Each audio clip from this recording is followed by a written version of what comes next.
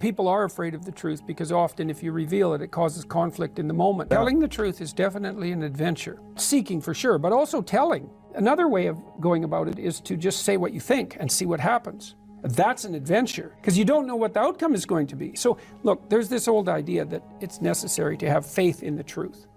And so here's a way of thinking about that. Someone asks you a question and you might think, well, here's the outcome I want, and so here's how I'm going to answer that question. So that's one way of approaching it. But another way of approaching it is, you ask me a question, I'm going to think about the answer, and I'm just going to tell you what I think. And it doesn't matter what the outcome is, because I'm willing to see what the outcome will be, predicated on the idea that there isn't a better outcome than the one that truth produces. Even if it's harsh and terrible in the short term, and sometimes it is, it's like there isn't a better way of doing it. Now, you might say, well, how do you know that? And the answer is, well, I don't know that. That's why it's an article of faith, because I believe, and I believe this deeply, the being that you produce as a consequence of telling the truth is good, by definition, even though it's harsh and often uncomfortable, because you get in trouble. One of the things that I've really learned recently, or learned to articulate better, is that there's a very tight relationship between aspiration and responsibility. The first question might be, do you need to aspire to something? And the answer is, well, yes, because you have to do something. If you just sit there, you'll die. You can't just sit there. You have to go act out in the world. Okay, so act towards what? Well, that's whatever your aspiration is. You have to have an aim. Okay, well, what should the aim be? Well, it should be something worth doing, let's say. Why do something that you don't feel is worth doing? What do you think's worth doing? Well, if you watch other people and you judge when they're doing something worthwhile, you usually judge them positively if you see that they're taking responsibility, at least for themselves. What, do you want to be completely useless so other people have to take care of you? That's pretty pathetic. And maybe you could get your act together so you're taking care of yourself and your family. And maybe you could even do better than that and take care of yourself and your family and your community. Well, good for you. That's responsibility, and that's an aim. Well, here's one of the things that's cool about that, is that your life doesn't have meaning without aspiration or an aim. Okay, so you need a hierarchy of values. There's got to be something at the top. It's got to be something important. If you don't have that, your life doesn't have any meaning. So if you criticize the hierarchy, or even the idea of hierarchy, you destroy the idea of aspiration, and then people have nothing. Well, that's not helpful. People are built for a struggle and they're built for a weight, and you want to take on a heavy burden voluntarily. See if you can put yourself together. See what you can do out in the world while you're waiting to die. It's an all-in game. It better be worthwhile.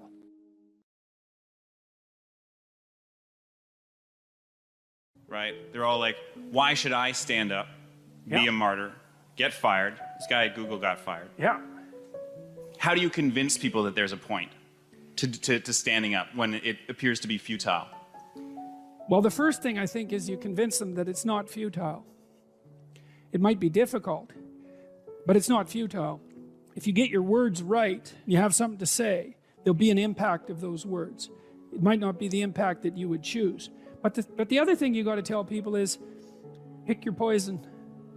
You may be in a situation where you don't have a cakewalk to the Garden of Paradise. You got tyranny or famine. Those are your choices. But you get to pick which one you have. And I would say if you're being oppressed, and I mean in your soul, by what you're required to swallow at work, well, you think you're not paying a price for that? You got no self-respect, and rightly so. But worse than that, you're an agent of your own destruction.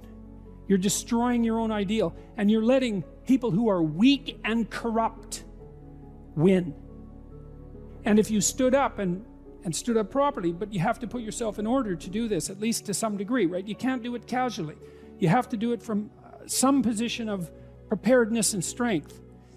Then what makes you think you couldn't scare them back into the corners? And that would be a good thing. And, you know, the alternative, personally, is bad because there's a psychological degeneration that goes along with it. I've seen this with many, many of the people that I've worked with who have been tyrannized in the workplace to the absolute detriment of their psychological and physical health, right? To the point of collapse, confronting these crazy, crazy things when they were sensible people. That's a terrible price to pay, man. Like, it's a bad price. And then, if the foolishness isn't dealt with at the local level, when it's still relatively trivial, then it will multiply until it's dealt with at the social level. And we're seeing signs of that already. Antifa is a good sign of that. You know, and problems that aren't solved multiply, and soon people fight. And you know, better to argue than to fight. Unless you want to fight. And some people want to fight, and I can understand why, but I wouldn't recommend it, because that doesn't lead good places. It really doesn't lead good places. So I say you have a duty. Maybe that's why you stand up. It's because you have a goddamn duty to stand up and say, just say what you have to say. You don't even have to be trying to make a point exactly or trying to get something done. It's like, this is how it looks to me. That's what that guy at Google did. He wrote this memo and he said, I talked to him today, he said, well, he went to a diversity training seminar and he thought, no, I don't agree with that. And so then they asked for feedback. So we wrote this document a month ago. This was written a month ago. Got no real response to it. Well, it bounced around inside Google until a lot of people, you know, got interested in it, and then it escaped into the outside world. But all he was doing was, he was told a bunch of things he didn't think were true. He wrote down a bunch of things he thought were probably true. He launched that out and said, well, I think these things are probably true. It's like, well, probably they're true. Well, so he paid a price for it, but maybe we'll see what sort of price he paid for it. Man, he's going to be a lot tougher in 2 years than he was 2 years ago. You know, like I reviewed this guy's document. I did that yesterday. And everything he said was validated by the scientific literature. So what has happened is that someone has been fired publicly by a major corporation for stating well-grounded scientific truths. Right. They're exactly the sorts of things that I say in my classes, for example, and the reason that I say them is because I read the literature. It's not because I'm personally happy about the facts. I think IQ research particularly is so dismal that you can't possibly read it without being seriously disheartened. If I could reconstruct the world so that the IQ research wasn't true, well, it'd sure be tempting, you know? But that's not how science works. Science doesn't tell you what you want to hear. It just tells you the way it bloody well is. And he got pilloried for revealing a good fraction of current scientific knowledge about gender differences. Okay, that's not good. And as you said, that's a big company and it controls our communication. So how about we do what we can to ensure that these large communication companies don't get to impose a factually false ideological structure on the rest of the planet. Well, you can think about supporting this guy who blew the whistle. There's a fundraiser for him online. He could use some money. He wants to sue Google. Yeah. You know, maybe we could let them know that hiring a human resources director who's also concerned with equity is probably not a good idea for a capitalist company. Why in the world would you hire your own enemies? I don't understand that. So, well, we'll see how the dialogue continues. But back to the personal, like, you need to say what you think because that's where you come from, right? And if you don't say what you think, then you kill your unborn self. That's what you do. That's what Cain did when he killed Abel. And that's why his punishment was unbearable. You know, you have things in you that are struggling to come to the light. That's the truth you need to utter. And you need to utter that truth because without that truth, you cannot live in the world. Because the world's real and you need truth to live in the world. And if you stifle your truth, well, how can that be anything but something that brings about hell? How could it be any other way? So you think, well, why should you speak up? That's easy, because the consequences of not speaking up, although delayed, are far worse. That's the reason.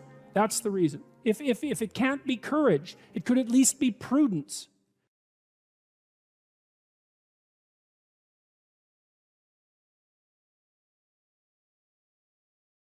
Look, let's say you're socially anxious.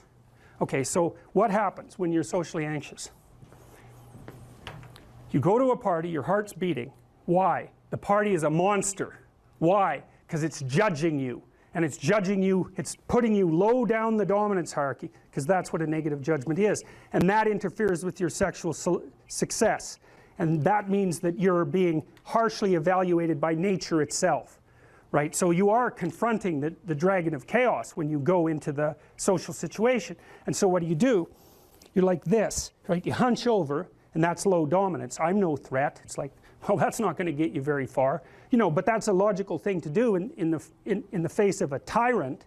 So I'm no threat. You know, you look at the king and you're dead. I'm no threat. I'm hunched over. And then what's happening internally? What are people thinking about me? What are people thinking about me? Am I looking stupid? Am I looking foolish? Geez, I'm awkward. I hate being here. Man, I'm sweating too much. It's all internalized, right? It's all self-focused.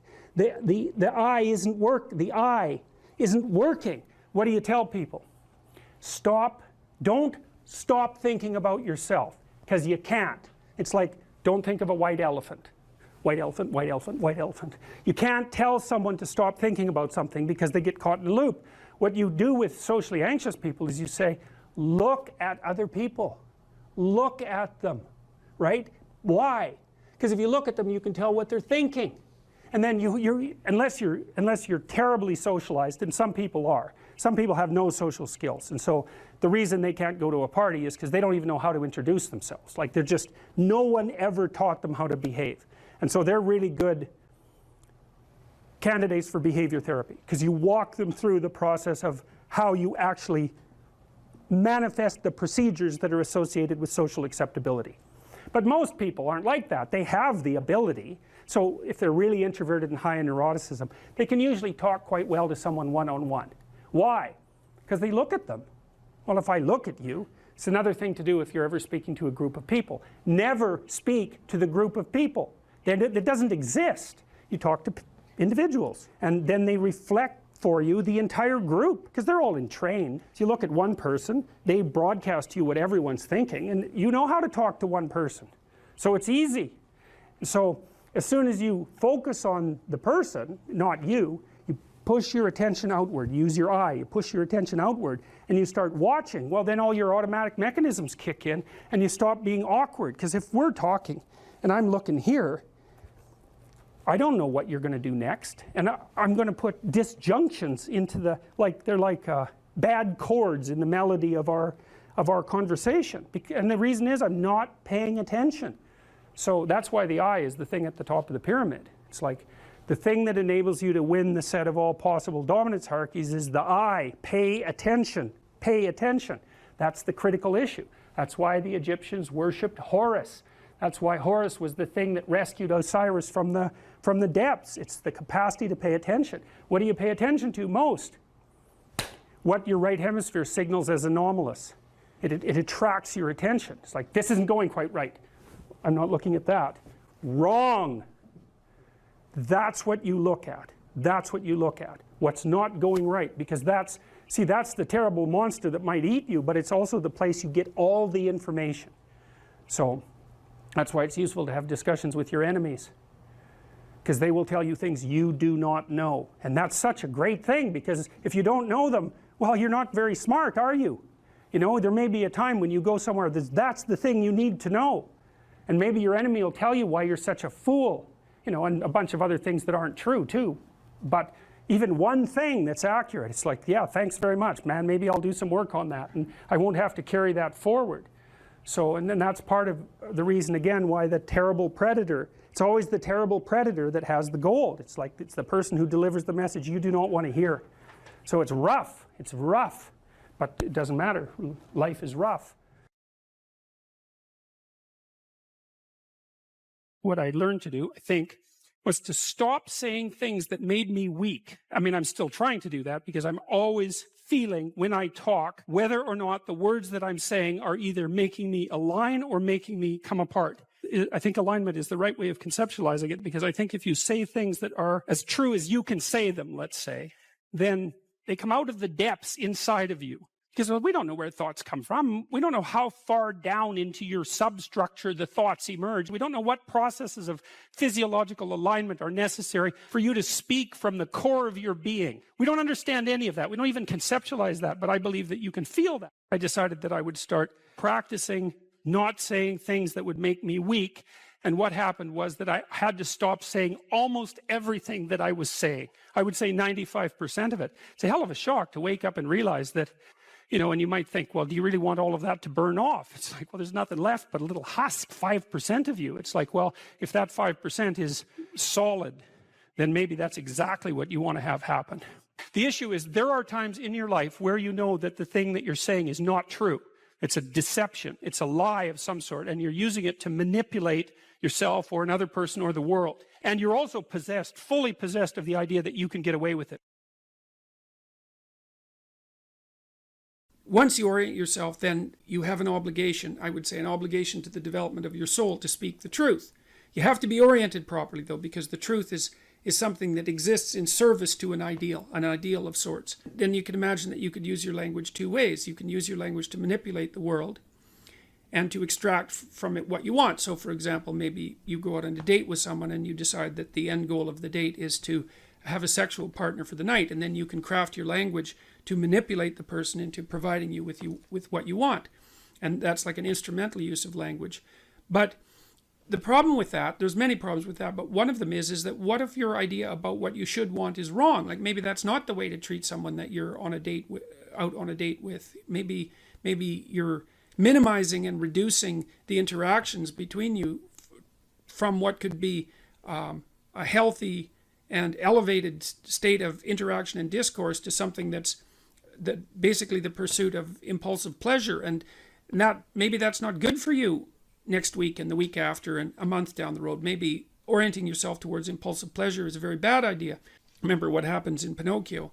Pinocchio goes to Pleasure Island, and Pleasure Island is a place where impulsive pleasures can be had at a moment's notice. But what Pinocchio discovers, along with Jiminy Cricket, that Pleasure Island is run by masked totalitarians. They're all dressed in black, you remember, and they're turning the children and adolescents who are on Pleasure Island, they're depriving them of their voice, turning them into braying jackasses, and preparing to sell them as slaves to the salt mines. And so there's an implication in that story that the pursuit of impulsive pleasure is one route to totalitarianism and slavery, and I believe that. So perhaps orienting your language towards the gathering of impulsive pleasure is a misuse of your highest gift, the gift of logos, the gift of communication. The alternative is to orient yourself towards the highest good, as we already described, and then speak the truth. And you can tell when you're doing that or you can tell when you're not doing that, because if you're not telling the truth, if you're using someone else's words, you're being manipulated in a sense by forces that are behind the scenes. You're not using your own words.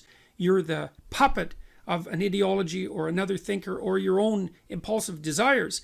And you can tell when you're speaking like that because it makes you feel weak. It makes you feel weak and ashamed. And you can localize that feeling physiologically. If you listen to yourself talk, you can tell when you're speaking properly, you will experience a feeling of integration and strength. And when you're speaking in a deceitful or manipulative manner, you'll feel that you're starting to come apart at the seams. And what you need to do is practice only saying things that make you feel stronger. And that'll mean, to begin with, that you'll notice that almost everything you say is a lie. It's either a lie or someone else's words. It's very hard to find your own words, but you don't actually exist until you have your own words. So then you try to teach yourself how to speak your own truth, and you listen to other people while you're doing that, because they can help you shape and correct your words. They'll react to them badly if you formulate your ideas badly, and if you listen and pay attention, then you can learn to formulate your words more and more clearly and accurately, and that makes you more and more powerful.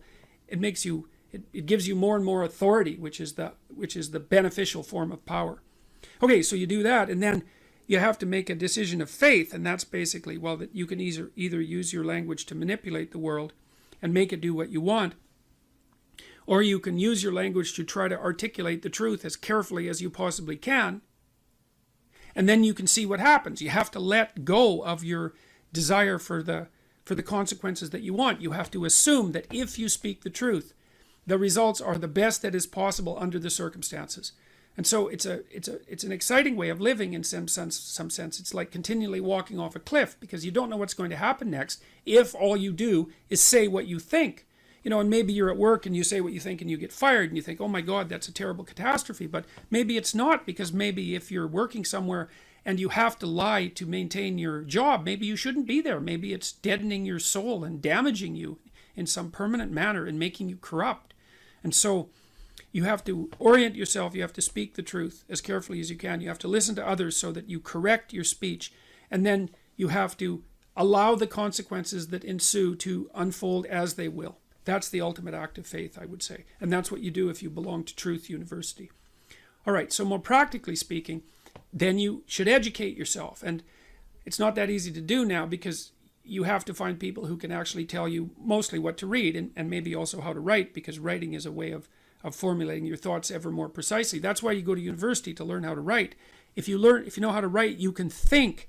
If you can think and speak and communicate in writing, you're unbelievably powerful in the authority manner, because arguments move the world forward. And if your arguments are tight and well constructed and lucid and well edited and carefully thought through, and you have 5 rationales for everything that you're doing, which is what happens if you learn to write properly, then you're like a force of nature, man. No one can take you down. And that's one of the things that people aren't taught about why you go get educated, especially in the humanities. Humanities education, if it's real, organizes your psyche, grounds you, puts you on a rock, and makes you a force to contend with. But you have to read the right people. And those are the great, they're the great people of the past. In my list, they're the great men of the past, and that's just how it is.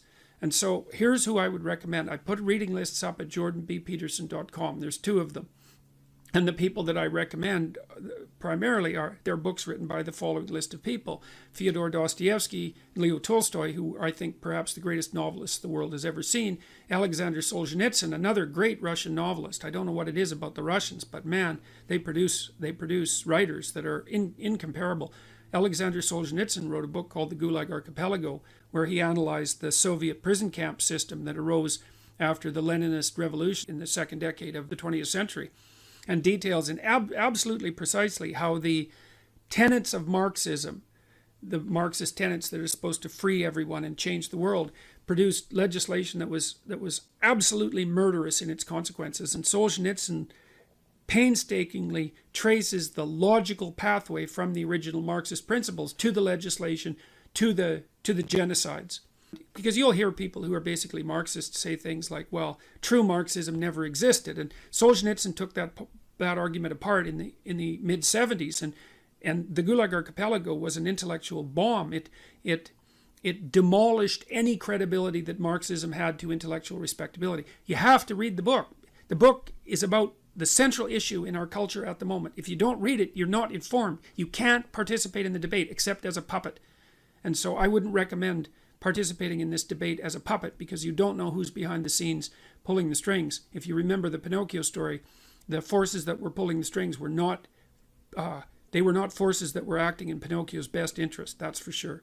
George Orwell, English essayist, incomparable commentator on socialist totalitarianism, even though he was a left-winger and a brilliant one.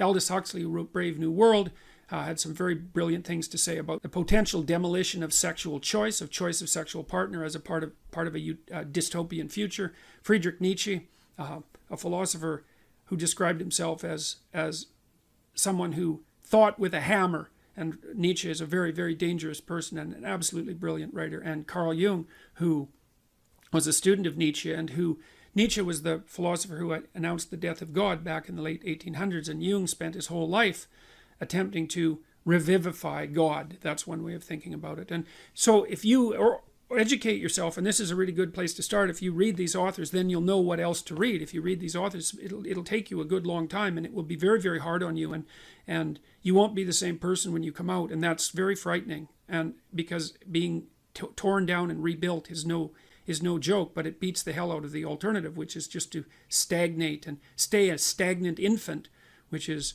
not something I recommend. There's nothing uglier than a stagnant 40-year-old infant.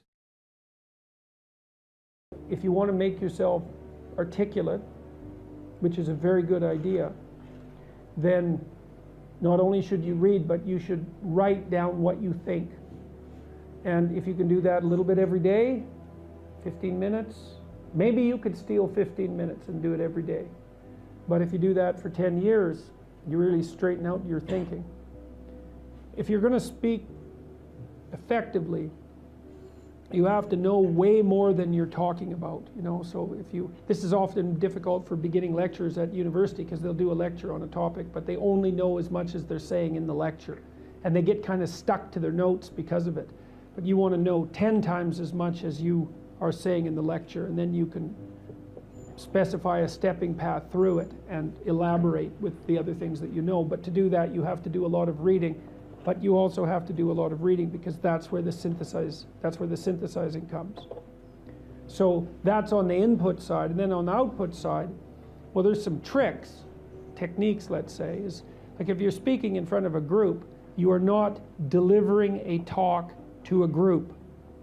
That's not what you're doing. The talk isn't a packaged thing that you present to a group. There isn't a group. There's a bunch of individuals, and you talk to them. So when I talk to a group, I always talk to people one at a time. And that makes it easier too, because you know how to talk to a person. It's like, can you talk to 1,000 people? Well, probably not, because it's too intimidating. But there isn't 1,000 people there. There's 1,000 individuals. And so you just look at an individual and you say something, and you can tell if they're engaged. They look confused, or they look interested, or they look angry, or they look bored, or maybe they're asleep, in which case you look at someone else. And they give you feedback about how you're doing. And so one thing is to have something to say, yeah, but the next thing is pay attention to who you're talking to. Because unless you're very badly socialized, and that seems unlikely in your case, because you present yourself at least moderately well, and well, I mean, I don't know you very well, but on first sight, you're doing fine. So the probability that if you pay attention to the individuals that you're talking to, that your natural wealth of social skill will manifest itself is extremely high. And so you don't deliver a talk to an audience. That's a really bad way of thinking about it. You're actually engaged in a conversation with an audience. Even if they're not talking, they're nodding and shifting position and looking like this, and you can pull all that in and use it to govern the level at which you're addressing the entire audience. So the last thing I would say is, well, having the aim to be a good communicator is a good start. And you think, well, I could buttress that to some degree. Well, there isn't anything that you can possibly, this is the whole point of a liberal education, there isn't anything that you can possibly do that makes you more competent in everything you do than to learn how to communicate. I don't care if you're going to be a carpenter. I mean, being a carpenter, by the way, is very difficult, especially if you're a good carpenter. But if you're good at communicating as a carpenter, you're like 10 times better as a carpenter. So, and this is something that the liberal arts colleges, I think, I don't know if they've forgotten it, but they don't do a very good job of marketing. It's like, well, what's the use of a bachelor's degree, a Bachelor of Arts? It's like, well, you can think, you can write, you can speak, you've read something. It's like, the economic value of that is incalculable. The people that I've watched in my life who've been spectacularly successful they have skills. Clearly, that's a minimum precondition. But they're also very, very good at articulating themselves. And so whenever they negotiate, they're successful. Well, that's kind of like the definition of success in life, right? You negotiate and you're successful. It doesn't mean you win. Because if you're a good negotiator, if you're a really good negotiator, everybody walks away from the negotiation thrilled. And so then people line up to do things with you. So, and that's all dependent on your ability to communicate. So. Okay, we're having a conversation. I'm deciding I'm going to listen to you, right? That's different than how people generally communicate, because usually when they communicate, they're doing something like, okay, we're going to have a conversation and I'm going to tell you why I'm right and I'll win if you agree. Or maybe you're having a conversation where, I don't know what you're trying to do. Maybe you're trying to impress the person you're talking to. So you're not listening to them at all. You're just thinking about what you're going to say next. Okay, so that's not this. This is, you might have something to tell me. And so I'm going to listen on the off chance that you'll tell me something that would really be useful for me to know. And so if you agree with me and I find that out, I know nothing more than I knew before. I just know what I knew before. And maybe I'm happy about that because, it didn't get challenged. But I'm no smarter than I was before. But maybe you're different than me, and so while I'm listening to you, you'll tell me something I don't like. Maybe it's something I find contemptible. or difficult, whatever. Maybe you'll tell me something I don't know, and then I won't be quite as stupid. And then maybe I won't run painfully into quite as many things. And that's a really useful thing to know, especially if you live with someone and you're trying to make long-term peace with them, is they're not the same as you. And their way they look at the world and the facts that they pull out of the world aren't the same as your facts. And even though you're going to be overwhelmed with the proclivity to demonstrate that you're right, it is the case that two brains are better than one. And so maybe 9 of the 10 things they tell you are dispensable, or maybe even 49 out of 50, but one thing, all you need to get out of the damn conversation is one thing you don't know. And one of the things that's very cool about a good psychotherapeutic session is that the whole conversation is like that. All you're doing is trying to express the truth of the situation as clearly as possible. That's it. And so now Roger's proposition, and I'll tell you why he derived it, was that if you have a conversation like that with someone, it will make both of you better. It'll make both of you psychologically healthier. So there's an implicit presupposition that the exchange of truth is curative. Well, that's a very cool idea. I mean, it's a very deep idea. It's the idea upon which Western civilization, although not only Western civilization, is actually predicated. The idea that truth produces health. But for Rogers, that was the entire purpose of the Psychotherapeutic Alliance. You come to see me because you want to be better. You don't even know what that means necessarily, neither do I. We're going to figure that out together. But you come and you say, look, things are not acceptable to me, and maybe there's something I could do about that. So that's the minimal precondition to engage in therapy. Something's wrong, you're willing to talk about it truthfully, and you want it to be better. Without that, the therapeutic relationship does not get off the ground. And so then you might ask, well, what relationships are therapeutic? And the answer to that would be, if you have a real relationship, it's therapeutic. If it isn't, what you have is not a relationship. God only knows what you have. You're a slave, they're a tyrant, you know, you're both butting heads with one another. It's a primate dominance hierarchy dispute. Oh, I don't know, you're like two cats in a barrel, or two people with their hands around each other's throats. But what you have is not a relationship. One of the things I try to do in my therapeutic sessions is, first of all, to listen, to really listen. And then, while I listen, I watch. And while I'm listening, things will happen in my head. You know, maybe I'll get a little image of something, or I'll get a thought or a question will emerge, and then I'll just tell the person what that is. But it's sort of directionless, you know, it's not like I have a goal, except that we're trying to make things better. I'm on the side of the part of the person that wants things to be better, not worse. And so those parts of us have a dialogue, and the consequence of that dialogue is that certain things take place, and then I'll just tell the person what happened. And it isn't that I'm right. That's not the point. The point is that they get to have an hour where someone actually tells them what they think. Here's the impact you're having on me. This is making me angry. This is making me happy. This is really interesting. This reminds me of something that you said an hour ago that I don't quite understand. And the whole point is not for either person to make the proposition or convince the other that their position is correct, but merely to have an exchange of experience about how things are set up. And it's extraordinarily useful for people, because it's often difficult for anyone to find anyone to talk to that will actually listen. And so another thing that's really strange about this listening is that if you listen to people, they will tell you the weirdest bloody things so fast you just cannot believe it. So if you're having a conversation with someone and it's dull, it's because you're not listening to them properly, because they're weird. They're like wombats or albatrosses or rhinoceroses or something. Like, they're strange creatures. And so if you were actually communicating with them and they were telling you how weird they really are, it would be anything but boring. And you can ask questions. That's a really good way of listening. But one of Roger's points is, well, you have to be oriented properly in order to listen. And the orientation has to be, look, what I want out of this conversation is that the place we both end up is better than the place we left. That's it. That's what I'm after. And if you're not after that, you got to think, why the hell wouldn't you be after that? What could you possibly be after that would be better than that?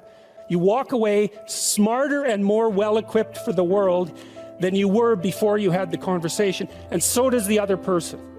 Well, maybe if you're bitter and resentful and angry and anxious and, you know, generally annoyed at the world, then that isn't what you want. You want the other person to walk away worse, and you too, because you're full of revenge. But, you know, you'll get what you want if you do that. So, we know from our research that such empathic understanding with a person, not about him, is such an effective approach that it can bring about major changes in personality.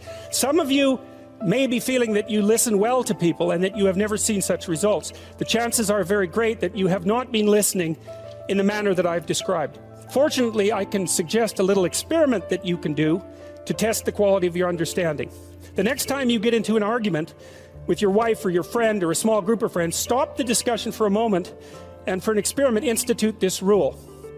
Each person can speak up for himself only after he has first restated the ideas and feelings of the previous speaker accurately. What accurately means is they have to agree with your restatement.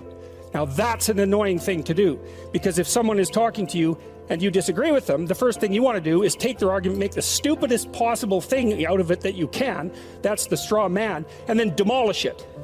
It's like, so then you can walk away feeling good about it, and you know, you dominated them really nicely. But that isn't what you do. You say, okay, well, I'm going to take what you told me, and maybe I'm even going to make your argument stronger than the one you made. That's useful if you're dealing with someone that you have to live with, because maybe they can't bloody well express themselves very well, but they have something to say. So you make their argument strong. All right, then you see what this would mean. It would mean that before presenting your own point of view, it would be necessary for you to really achieve the other speaker's frame of reference, to understand his thoughts and feelings so well that you could summarize them for him. Sounds simple, doesn't it? But if you'll try it, you'll find that it's the most difficult thing that you've ever done. Any advice for students here? Yeah, read great books. Really, man. You've got this 4-year period that has been carved out of your lives by society. It's given you an identity, like a high-quality identity, and freedom at the same time. And you're not going to get that again in your life. You've got a respectable identity, university student, and complete freedom associated with that, or as near as you're ever going to get. And you've got these unbelievable libraries that are full of the writings of people who are intelligent and articulate beyond comprehension. And you know, and you can go there and you can learn all this. And you might think, well, why should you learn it? Well, you learn it to get a job, or you learn it to get good grades, or you learn it to get a degree, and that's all nonsense. It's nonsense. The reason that you come to university to be educated is because there is nothing more powerful than someone who is articulate and who can think and speak. It's power, and I mean power of the best sort. It's authority and influence and respectability and competence. And so you come to university to craft your highest skill, and your highest skill is to be found in articulated speech. And if you're a master at formulating your arguments, you win everything. And better than that, when you win everything, everyone around you wins too. Because to transform yourself into, let's consider your transformation to something approximating the logos. It means you shine a light on the whole world. Well, there's nothing more exciting to do than that. There's nothing better you can possibly do.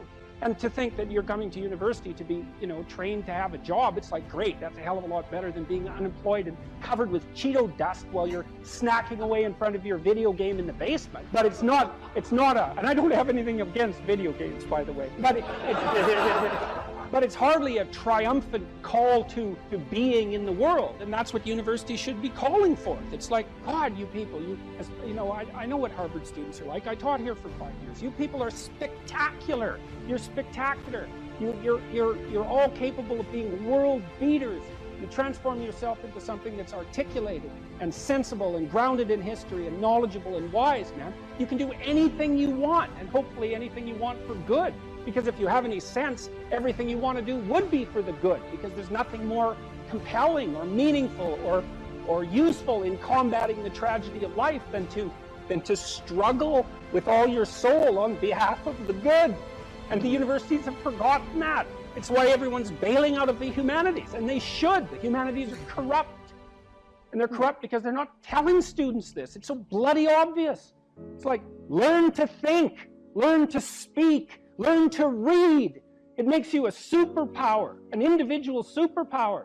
I don't understand why that isn't just told to students. It's not that hard to understand, and everyone wants to hear it. It's like, really? I could do that? I could do that? It's like, Yeah, really, you could do that. And the whole society around you has labored for really thousands of years to provide every single one of you with this spectacular opportunity that you have while you're undergraduates and graduate students here, man. Everyone's just praying that you would come here and manifest everything that you could manifest. And that's what you should be doing instead of waving placards and complaining about how you're oppressed, for God's sake. You see these Yale students complaining about their oppression. It just leaves me aghast.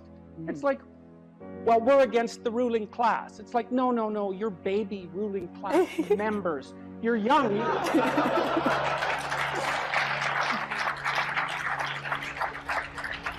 The only reason you're not rich is because you're young. You know, that's the best. Really, if you look at the 1% even, the dreaded 1%, you know, most of those people are old. Why? Well, when you progress through life, if you're reasonably successful, you trade in your promising youth for your wealthy old age, but you're still bloody old. Would you trade it? Would you trade your youth for that? Like, if you factor age out of the economic equation, things look a lot different. Well, of course older people have more money. If they have any sense, they've been collecting it for their whole life. Is that somehow unfair? It's not unfair unless you want to be poverty-stricken when you're 70, and you don't want to be poverty-stricken when you're 70. I just don't understand what's happened to the universities. I can't believe that you're not told when you come the first day, look, man, you're here on a heroic mission. You're going to take your capacity to articulate yourself to levels that are undreamed of. You're going to come out of here unstoppable. You're going to be able to do anything you want. It's like, that's what you're here for. Instead, you're taught that, well, you know, the world's a pretty oppressive place, and you're probably the bottom of the victim pile, and there's virtually nothing you can do about it except, you know, deconstruct the patriarchy. And it's so weak-kneed and so pathetic that universities should be embarrassed that that's what they're peddling to students. I'm embarrassed by it. You know, I've gone on public record telling parents, bloody well send your boys to trade school, because at least they'll learn something useful. And that's a terrible thing for someone like me to say, because I do believe that that being articulated and educated in the highest possible manner there's nothing that's better for you and for society. And why have the universities forgotten this? Well, that's postmodern neo-Marxism for you, you know, and the philosophy of intense resentment and oppression and group identity, and God, it's just pathetic. Dr. Peterson, I think a lot of students here would agree with you that one of the main purposes of education at college, particularly at Harvard, is to develop their sense of articulation, their ability to read, their ability to critically think. But then what comes after? Particularly at Harvard, there's a big discussion on what is a good life? What does it mean to use those skills that we get here, and then we graduate? What do we do from there? Stop unnecessary suffering. That's what you do. You know, that's your calling. It's like you say, well, what do you do after you graduate? Well, if you graduate articulated and powerful, there will be people giving you so many opportunities you won't even be able to keep up with them. You know, I've worked with very, very competent people in many different domains in my life, hyper competent people. And I can tell you some very interesting things about hyper competent people. The first thing is they are not selfish. And they're not greedy. And one of the great pleasures in their lives is to find people who have the capacity to also be hyper-competent and to open doors for them as rapidly as they can possibly be opened. They delight in that, because there's very few things that are more intrinsically meaningful if you're an accomplished person than to find young people who have the possibility of being accomplished and say, hey, look, here's an opportunity for you. It's like, go out there, man, kill it. And then they go out there and kill it, and you think, right on, man. Here's another opportunity. Why don't you go out there and nail that too? And you think, no, they're all hoarding their wealth, and they're not going to share it with anyone. It's like, that's absolute, complete rubbish. And so you don't even have to worry about what you're going to do after you graduate from here if you turn yourself into half of what you could be, because people will be dying to offer you every opportunity that you can possibly make use of. So it's a moot point. The world is always desperately short of people who can think and speak. And you think, well, I won't be made use of. Well, first of all, you can't say that if you're at Harvard, for God's sake. I mean, people already figured out who you are. They've already figured it out. And they're offering you the world on a gold platter. Take it. It's yours. Take it. It's like, great, man. Put yourself together and deserve it. That would be great. And that's what everyone wants. It's what your parents want. It's also what you want. You know it.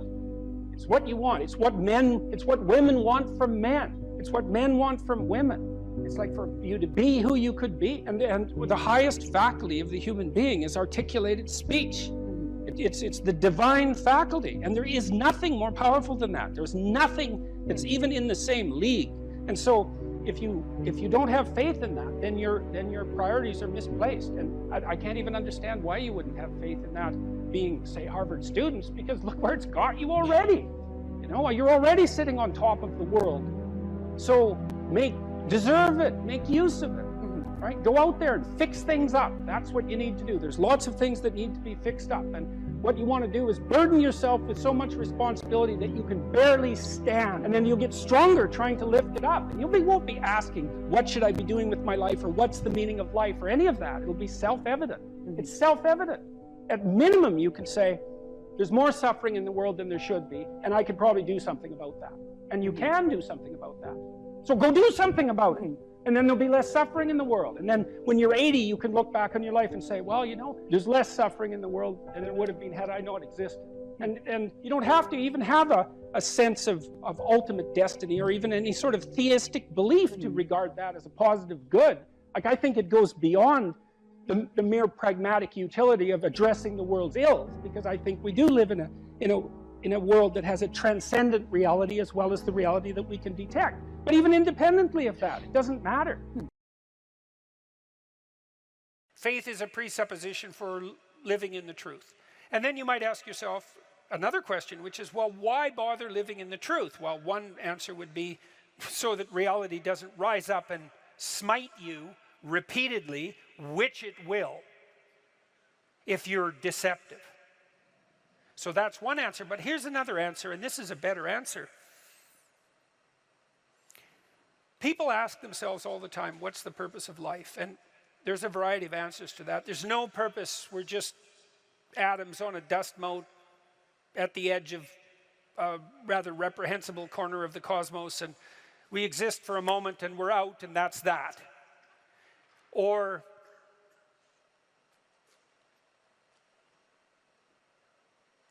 we're so lost in a plethora of subordinate meanings that we're confused and aimless.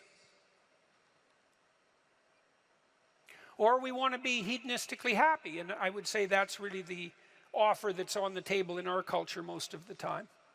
It's like, well, I just want to be happy. And people will say that to you. It's a slogan. It's the most common slogan of our time, I would say. And it's such a preposterous slogan. It's like, what do you mean just? You just want to be happy. That's all. That's all you want. That absolute impossibility. You want bliss unending, no matter what you do. And that's all you want. It's not exactly a small ask, let's say. Because it's the same thing as asking to dwell permanently in paradise. It's something like that. So it's not that likely. And then it also isn't true. That isn't what you want. If you do careful analysis of what people mean when they say they just want to be happy, what they mean is they don't want to suffer stupidly. We're much more concerned with not experiencing an excess of negative emotion than we are with experiencing a surfeit of positive pleasure. So first of all, we don't mean we just want to be happy. We mean, please don't make us too miserable. And fair enough, that's reasonable. But then even on the happiness front, even on the absence of misery front, that's not true. One of the things Dostoevsky pointed out in Notes from Underground, which is so bloody brilliant, he was criticizing the idea of materialist utopia. He said something like, well, imagine we made our materialist utopian dreams come true and everybody had enough to eat all the cakes they wanted and enough to drink and nothing to do, he said, but busy themselves with the continuation of the species. And we were so pleased that we emitted nothing but bubbles of bliss. He said, human beings were so damn ungrateful that the first thing we do is take a stick and smash up all that comfortable prosperity just so that something unexpected and provocative could happen. And that's very smart, you know, that's hearkening in some sense back to the story of the Garden of Eden and the proclivity of human beings to eat the forbidden fruit. It's like it isn't obvious at all that we want happiness. It isn't even obvious that we want absence of misery. What's really obvious is that we want an adventure, right? We want an adventure that's so compelling that it makes the misery of life not just justifiable, but worthwhile. You want to look back on your life, you know.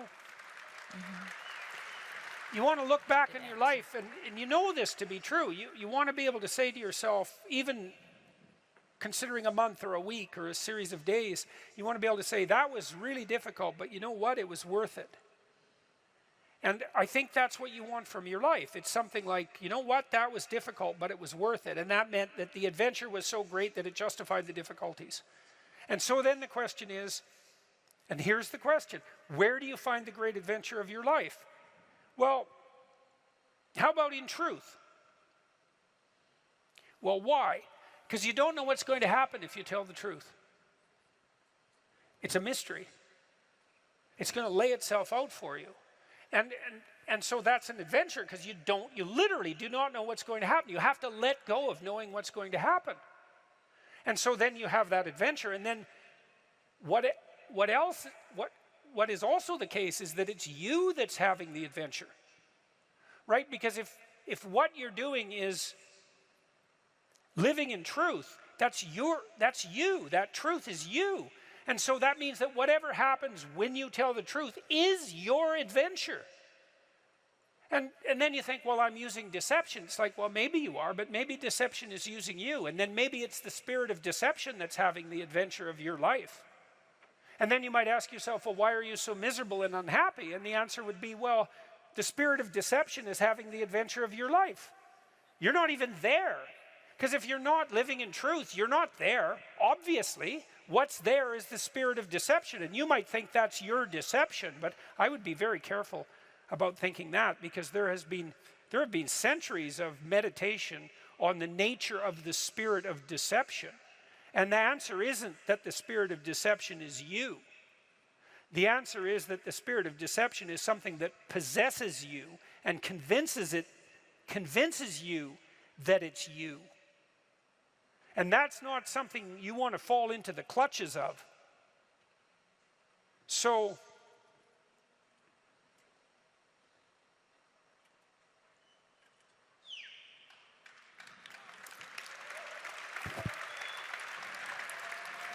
now you have to tell me the question again.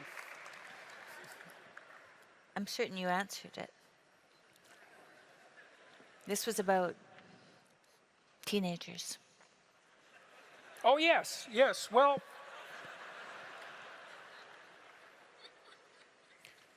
back to the teenagers. Do you not want to go to college, or are you just lying about being lazy?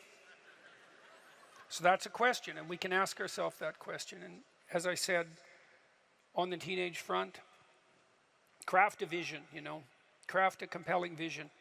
That's really what we are as human beings, is we're visionaries. That's how we confront the horizon of the future. We meet the horizon of the future by crafting a compelling vision.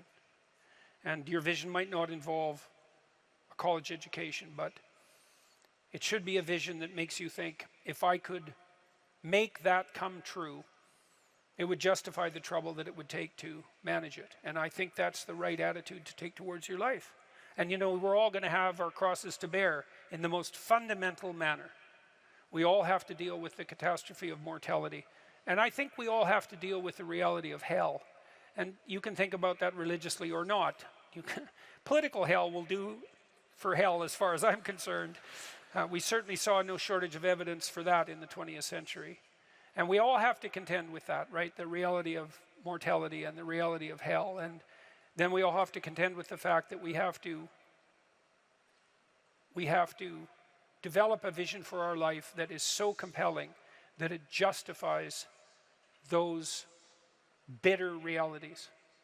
And that's really the nature of the religious enterprise. And that's something you can embark on and should embark on young.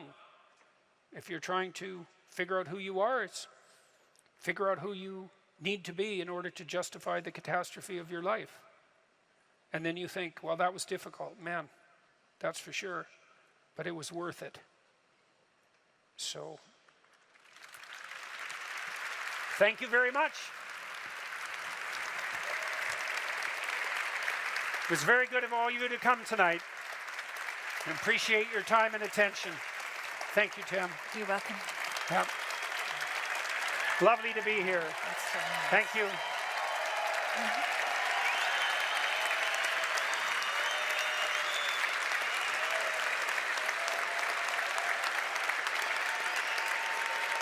Thank you all. Yeah. Good night.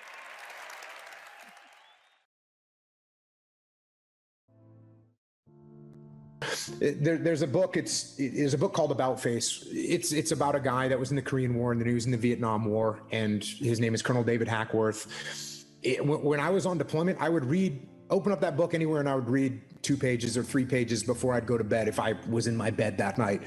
And there were so many lessons that correlated to what I was actually going through. And a real obvious example was, when you read, you can learn, and you don't have to go through the school of hard knocks. You don't have to get punched in the face repeatedly with things that turn out to be situations that other people have absolutely gone through.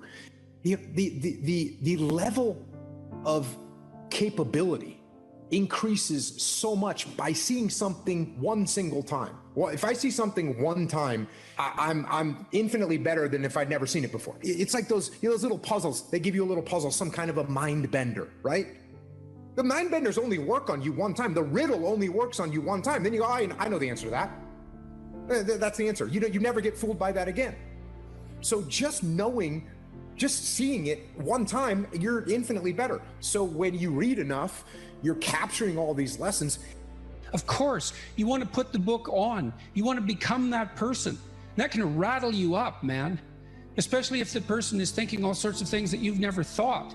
I mean, I love reading for that reason. I could pick my peers too, which I really loved. It's like, well, I have these people around me, but then there's these people who've lived before me and in different places, and I can set them up on my shelf. I can enter into their world, and I can benefit from everything they've thought and saturate myself with that person. It's very disruptive, especially if the person that you're reading has a mind that's more powerful and more well-developed than your own. It was very disruptive, but unbelievably useful to try on other people like that. And you get the benefit of their entire life distilled into their book. It's 30 years of work. I read this one book called The Neuropsychology of Anxiety, which it's a great scientific work. It's a very hard book. I think it has 1,800 references, something like that. And this guy, Jeffrey Gray, he actually read all those references and he understood them. And so it took me 6 months to read the book, but I got an entire education out of it. I got to experience in 6 months what it took him 30 years to learn. Like, what a gift that is. It's unbelievable.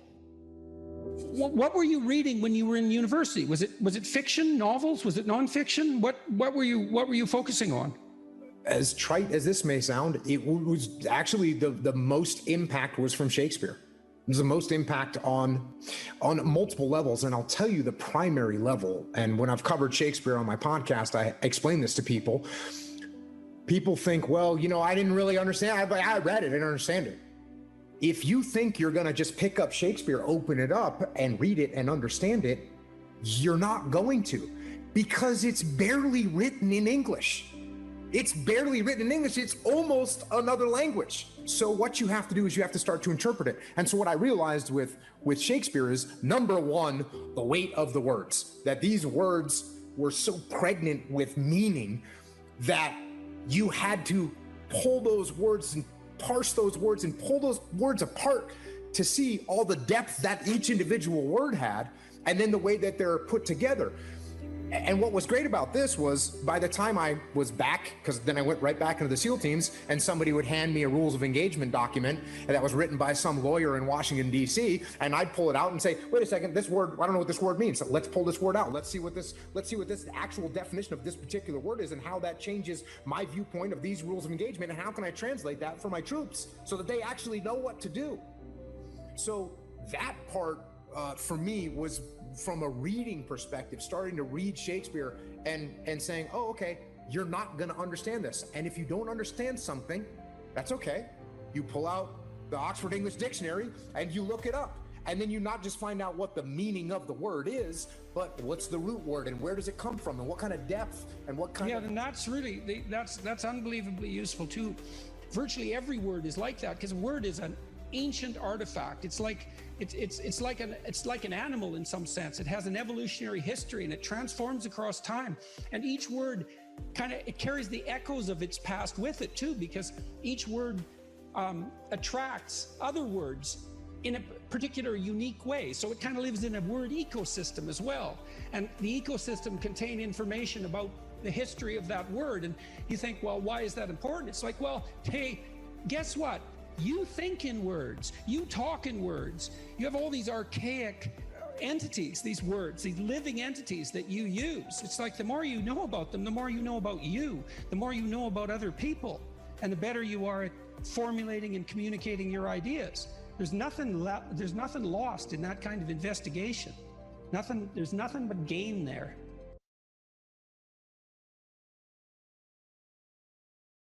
So I'd be interested in hearing some more impressions, if you'd be kind enough to deliver some of them. What are your favorites? Let me conjure up the gods here.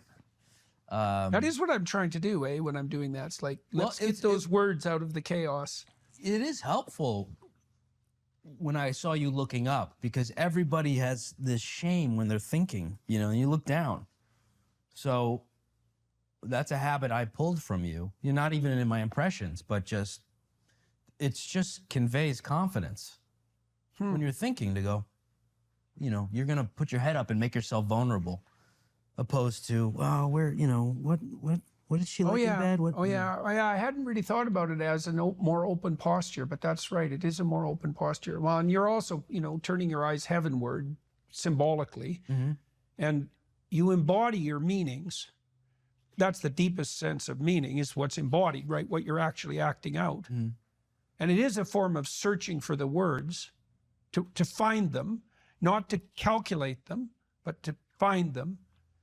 That's how Moses crossed the Red Sea, by looking for a firm foundation in the chaos. We all know that. Yeah. Well, that's a good thing to know, because you'll find some chaos, and you need to know how to get through it. And you look for a firm foundation, and you can feel your words, and they can be solid, and then you're okay, or as okay as you can be. And so, okay, so... Or as Donald Trump says, Rosie O'Donnell, what a fat pig, right? What a fat pig. Did you see his video about him talking about Ozempic? No. Oh my God. No. Oh, this will cure any depression. I would say get rid of those Xanax and go watch. It just surfaced. I was in bed sick the other day and I just cried laughing. He's talking about a friend of his who's on Ozempic. And he's like, I have this friend, he's a billionaire, right? And he takes the fat shot drug, right? The fat shot drug. Then he's in London. He says, it costs $12. I'm here getting the fat drug, the fat shot, and it costs $1,300 in the US. And he's calling Ozempic the fat shot. And I just thought, that's the funniest thing I've ever heard in my life. He's very underestimated as a comedian. He's starting to get the credit, I think. I think he is. He's very funny in a Bill Burr sort of way. When Bill Burr was particularly funny. Right. When he was a little funnier, right? Now he's talking about Black Lives Matter, right? These white guys, these Jordan Petersons, right? These pseudo-intellects, right? On a Monday, doing the podcast now, he's brutal, right? He's always getting gum off his fingers, right? What is he doing? What is he, tickling a child? No, it's brutal. It's brutal. No, I used to love Bill. Yeah. That was one of the first I did, Bill Burr. That was good. Oh, you know that. I did a Bill Burr master class. I did the whole prosthetic bald thing. and it was him teaching young comedians how to do comedy, and he just would lose his cool, you know, and just grab the microphone from him. So I booked a studio like this. You know, that was one of the blessings of, I guess, being not getting an agent and all that stuff, was I had to just make my own stuff. Yeah, you have more freedom. Yeah, so that was one of the first, was the Bill Burr teaching kids. Show me some more. Oh God. What else do I do? All right, this is Owen Wilson. You know Owen Wilson? Owen Wilson, if he was a dog. Okay. See.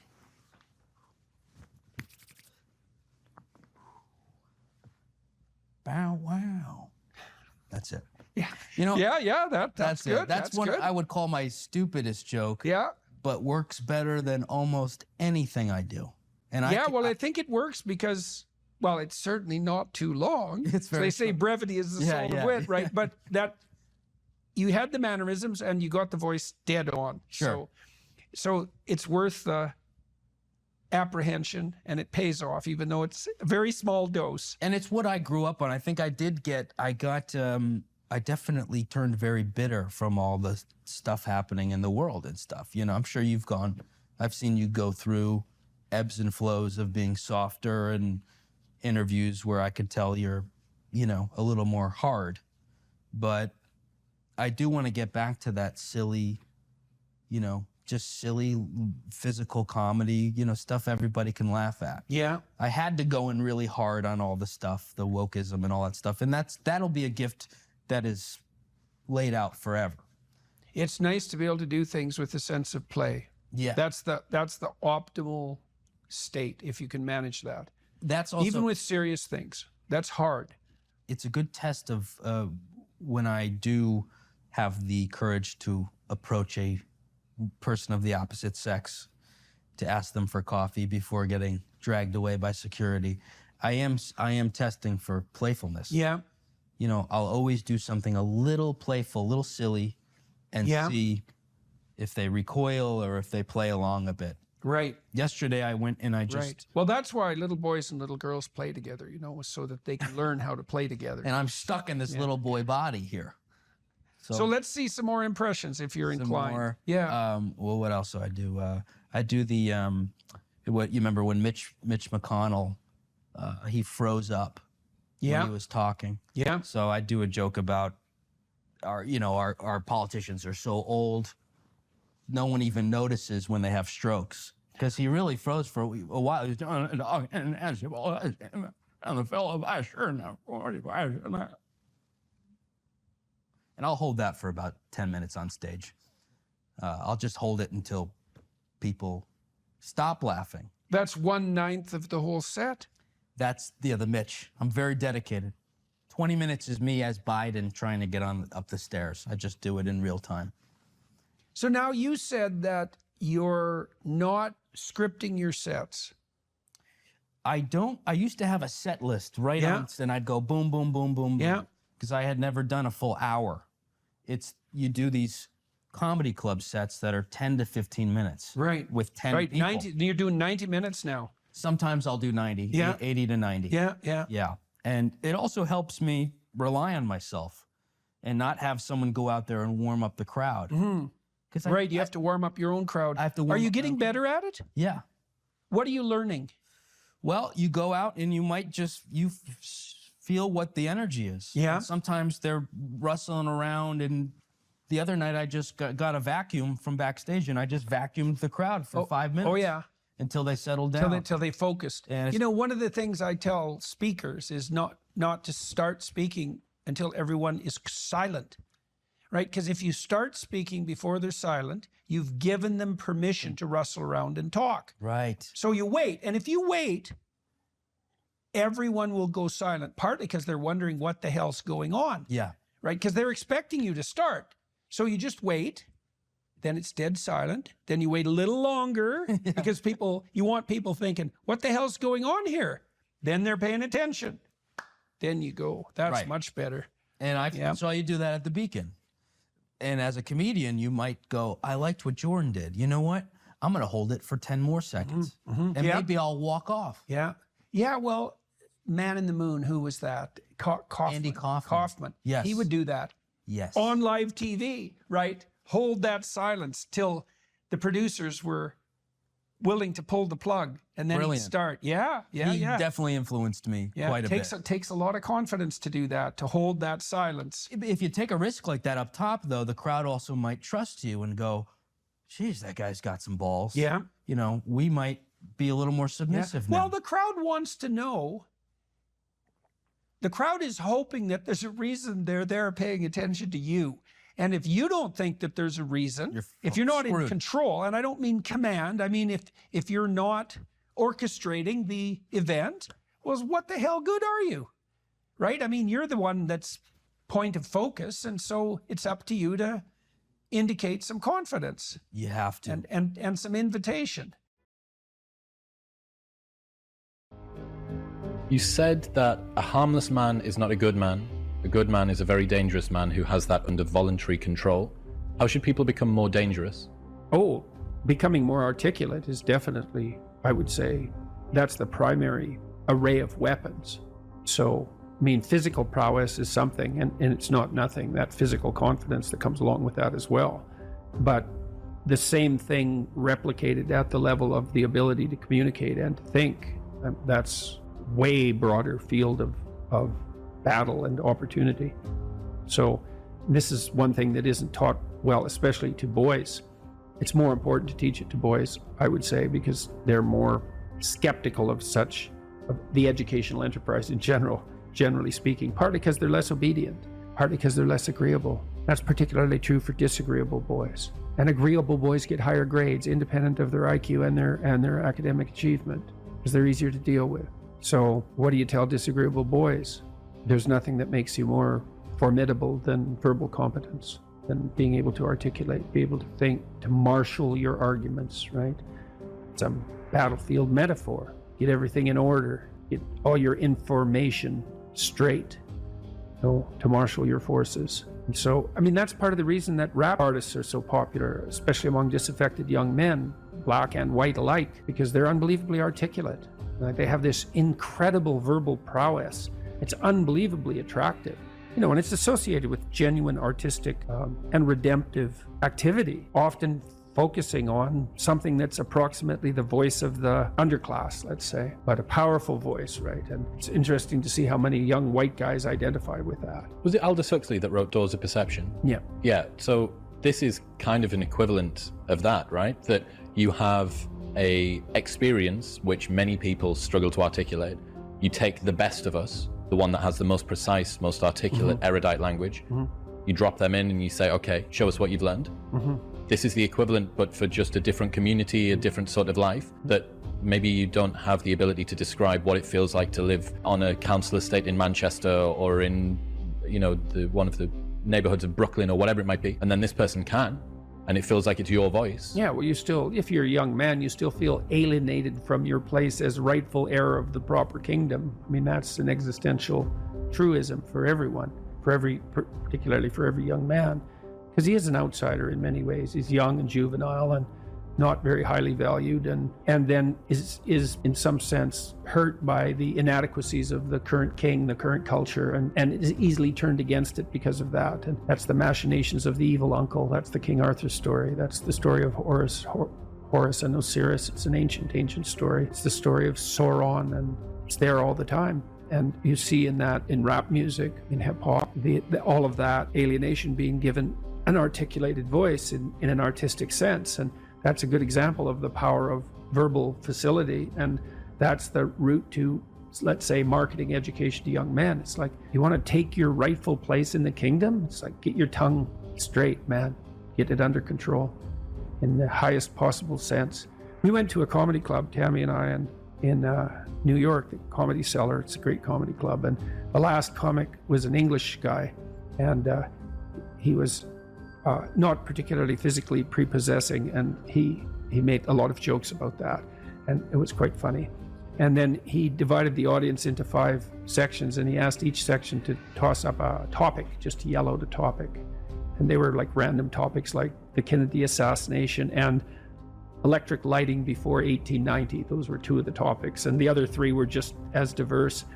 And then he put on some beats, and He did about an 8-minute rap. With every verse rhymed, and he tied the whole thing together at the end and ended at the end of the music, all spontaneously. It was unbelievable. And that's Logos, man. That's the redemptive power of the Logos right there. The magic word, the sacred word, just manifesting itself on stage. There's something very impressive. Something about that does feel dangerous as well. Not in a, I need to be concerned and this should be contaminated and walled off, but in a way that you think that person has so much competence that it's flowing out of them, and you almost feel competent by being around them. So but you certainly feel competent by appreciating it.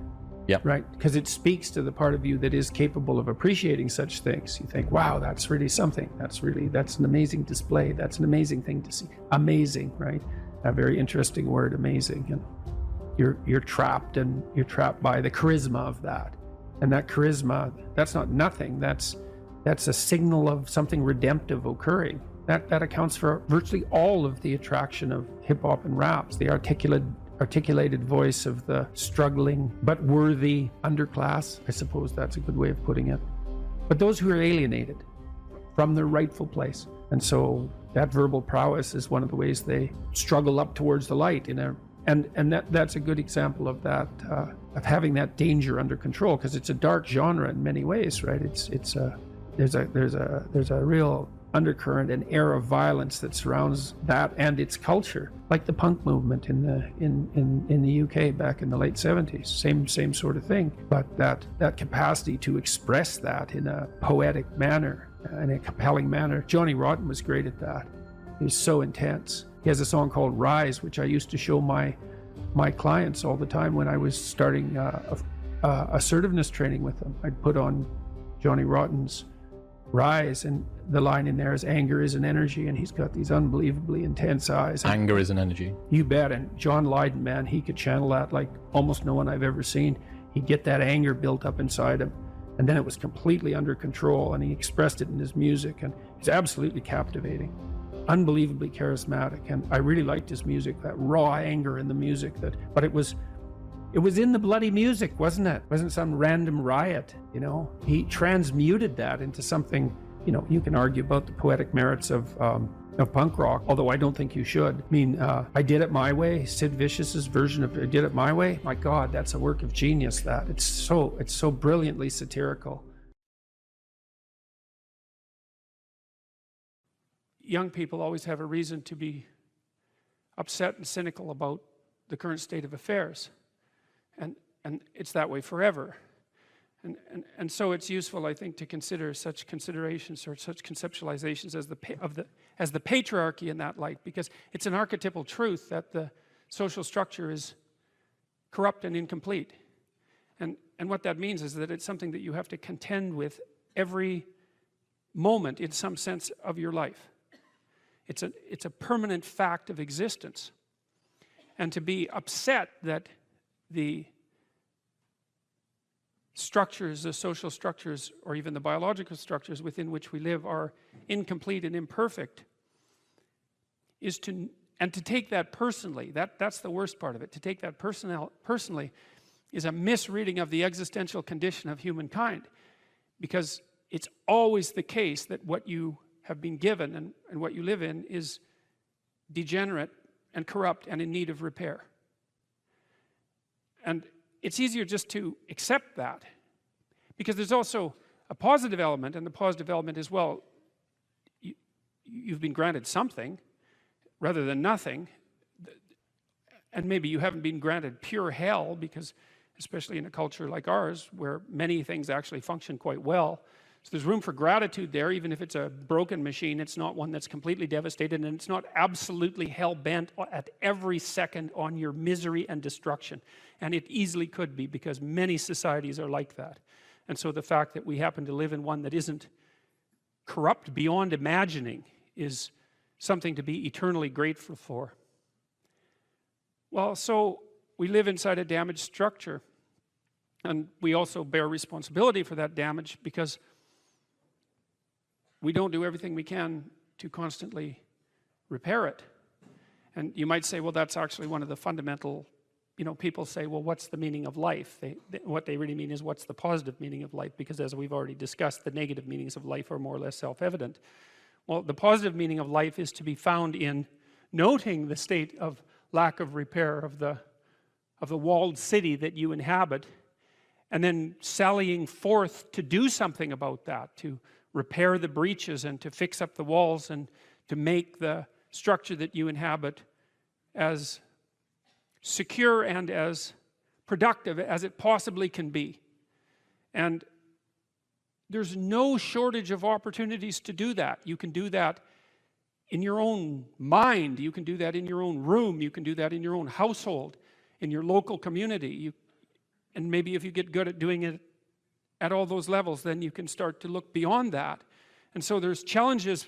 That's the thing that's kind of interesting about this insufficient structure, is that it has a set of challenges built into it because of its insufficiency, and perhaps even because of its corrupt nature, that calls forth the potential response from you of heroic adventure. And the heroic adventure is to man the barricades and repair the city. And you can always do that. It doesn't matter what your personal circumstances are. There's always something that isn't right near you, isn't correct, isn't laid out properly, that you could just fix if you wanted to. And one of the things that we're going to talk about tonight is the idea that if you adopt an attitude that's like that, that the role that you should play is to make things better wherever you are, however you can, that what would actually happen would be that things would get better wherever you are in all sorts of ways, and that we've really, as a species, you might say, or maybe even as singular individuals, we've explored that rarely.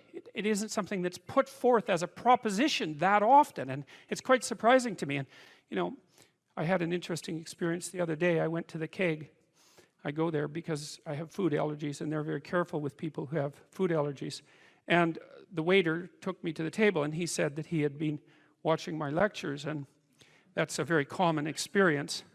And he was happy about that, and he said that he'd had 2 promotions at the keg in the last 4 months because he'd been watching my lectures. And I really found that an affecting experience, because you might say, well, he's working as a waiter at the keg, and there's nothing particularly heroic about that. And I disagree with that, actually, because I don't care where you're located, you can do a hell of a job, and I mean that literally. At whatever job you have, you can take whatever job you have, and you can make it a real nice little piece of absolute misery. Or you can act like a civilized human being and notice that no matter where you are, there's a richness and a complexity that's completely inexhaustible right at hand. And then you can take that seriously, and you can say, well, I happen to be a waiter at the keg, and perhaps that's not what I expected, and he's a young guy, and perhaps that isn't where I want to end up, but it's not nothing. It's a rich environment, and I can make it a lot better if I want to. I can get along properly with my coworkers and not gossip behind their back, and I can treat my customers properly, and if an opportunity comes my way, I can take it, and I can see what happens. And so he said that's what he'd started doing, and that things were working out much better for him. He was in a much better job than he was 3 months ago. And 3 months, that's nothing, right? I mean, that's a nice trajectory. It's an uphill trajectory, and that's what you want, really. An uphill trajectory is actually even better than being somewhere good, as far as I'm concerned, because one of the things that really makes your life meaningful is the clear realization that you're headed somewhere better than you are now.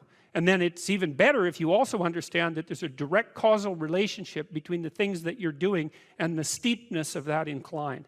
And so I get a lot of letters from people like that, and they're most frequently young men, although not always.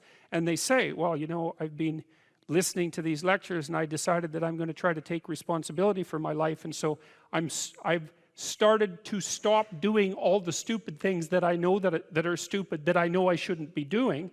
And I've started doing some of the things that aren't stupid that I know I should be doing, which seems pretty obvious, really, if you think about it.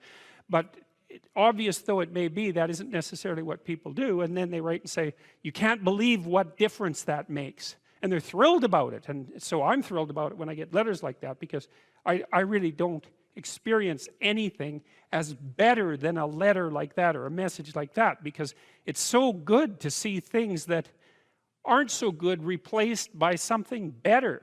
And I really do think it's an open question. I truly believe it's an open question to what degree we could make things better if that's what we actually aimed at doing.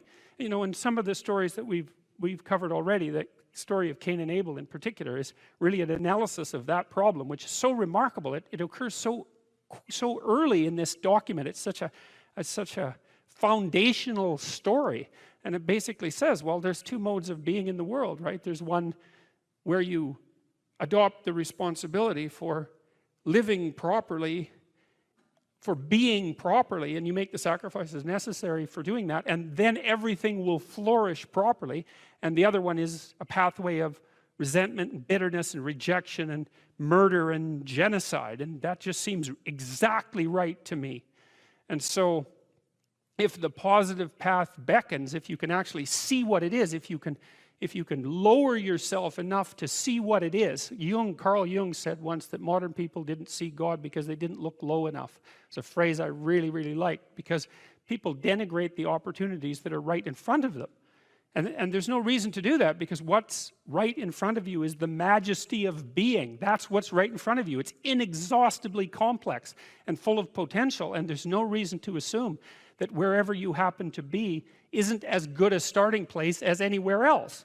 Now, you know, I know some people have terrible, terrible lives. They're in situations that are absolutely unbearable, but I also do know that even situations like that can be made a hell of a lot worse by the worst kind of attitude, that's for sure.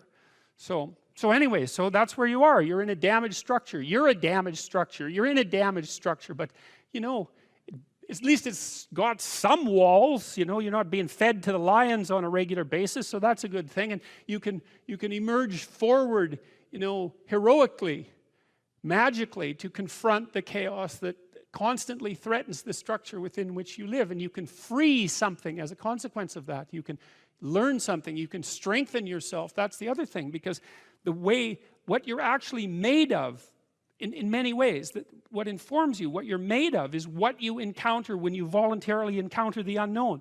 And so the more you voluntarily encounter the unknown, the more you get made of, and the more you get made of, the more there is to you, and then the more you're good at encountering the unknown and restructuring order and calling forth proper order out of the potential of being. And God, you got to think, why wouldn't you do that, since you can do that? And it's an endless mystery. You know, I think part of it is that people, well, it's also encapsulated to some degree in the story of Adam and Eve, because what happens to Adam is when he becomes self-conscious, right? He becomes ashamed of himself and regards himself as a lowly sort of creature. And there's endless reasons why people would do that, because of course we're rife with imperfection, and so he hides from God. And I think that's actually the answer to the conundrum, which is that people don't aspire to the highest good because they're deeply ashamed of themselves and their weaknesses and their insufficiencies. And so that's not the only reason. I mean, there's the desire to avoid responsibility, and there's all the negative motivations as well, like resentment and hatred and the desire to make things worse. I don't want to, you know, give us too much of a break, but it's something like that. But it's okay to not be in a very good place if what you're trying to do with that not very good place is make it better. And one of the things I really have learned as a clinical psychologist is that you just cannot believe how powerful incremental progress is. You can do the calculations like, it's like compound interest, you know. If you make your life 0.1% better a week, man, in 2 or 3 years, you're in such a better place than you were that it isn't even like the same domain. And if you keep that up for 10 years or 20 years, you know, especially if you're young and you start early, you start to straighten yourself out and fix the things that you can fix, you can transform your lives in ways that are completely unimaginable. And God only knows what the upper limit of that is in terms of human possibility, because we are amazing creatures, you know, when we really get our act together and stop running at 10% of our capacity, you know. So that's what you do. You've got, you know, the fact that things aren't exactly the way they should be at least gives you something to do, you know, and that's maybe something great to do, because there's no shortage of suffering and trouble that besets the world that you could conceivably ameliorate in some way. And the utility and meaning, the utility of that and the intrinsic meaning of that is self-evident. So it also makes me curious about nihilism, for example, and despair, because I mean, I understand those emotions, I understand them deeply, and the intellectual mindset that goes along with it, but they just seem beside the point to me in some sense, because there are so many things that need doing that all you really have to do is open your eyes and look at them and then decide that you're actually going to do something about them. And you might think, well, what's within my scope of influence is so trivial that it's not worth doing. It's like, it won't stay trivial for long if you do it. Not at all, and I don't think it's trivial to begin with. I don't think that I really don't believe that anything done right is trivial. And my experience in my life has been that anything I actually did paid off. It didn't pay off necessarily in the way that I expected it to pay off. That's a whole different story. But if it was genuine commitment to do something, even if it went sideways and the outcome was really something other than what I expected, the net consequence over time was nothing but good.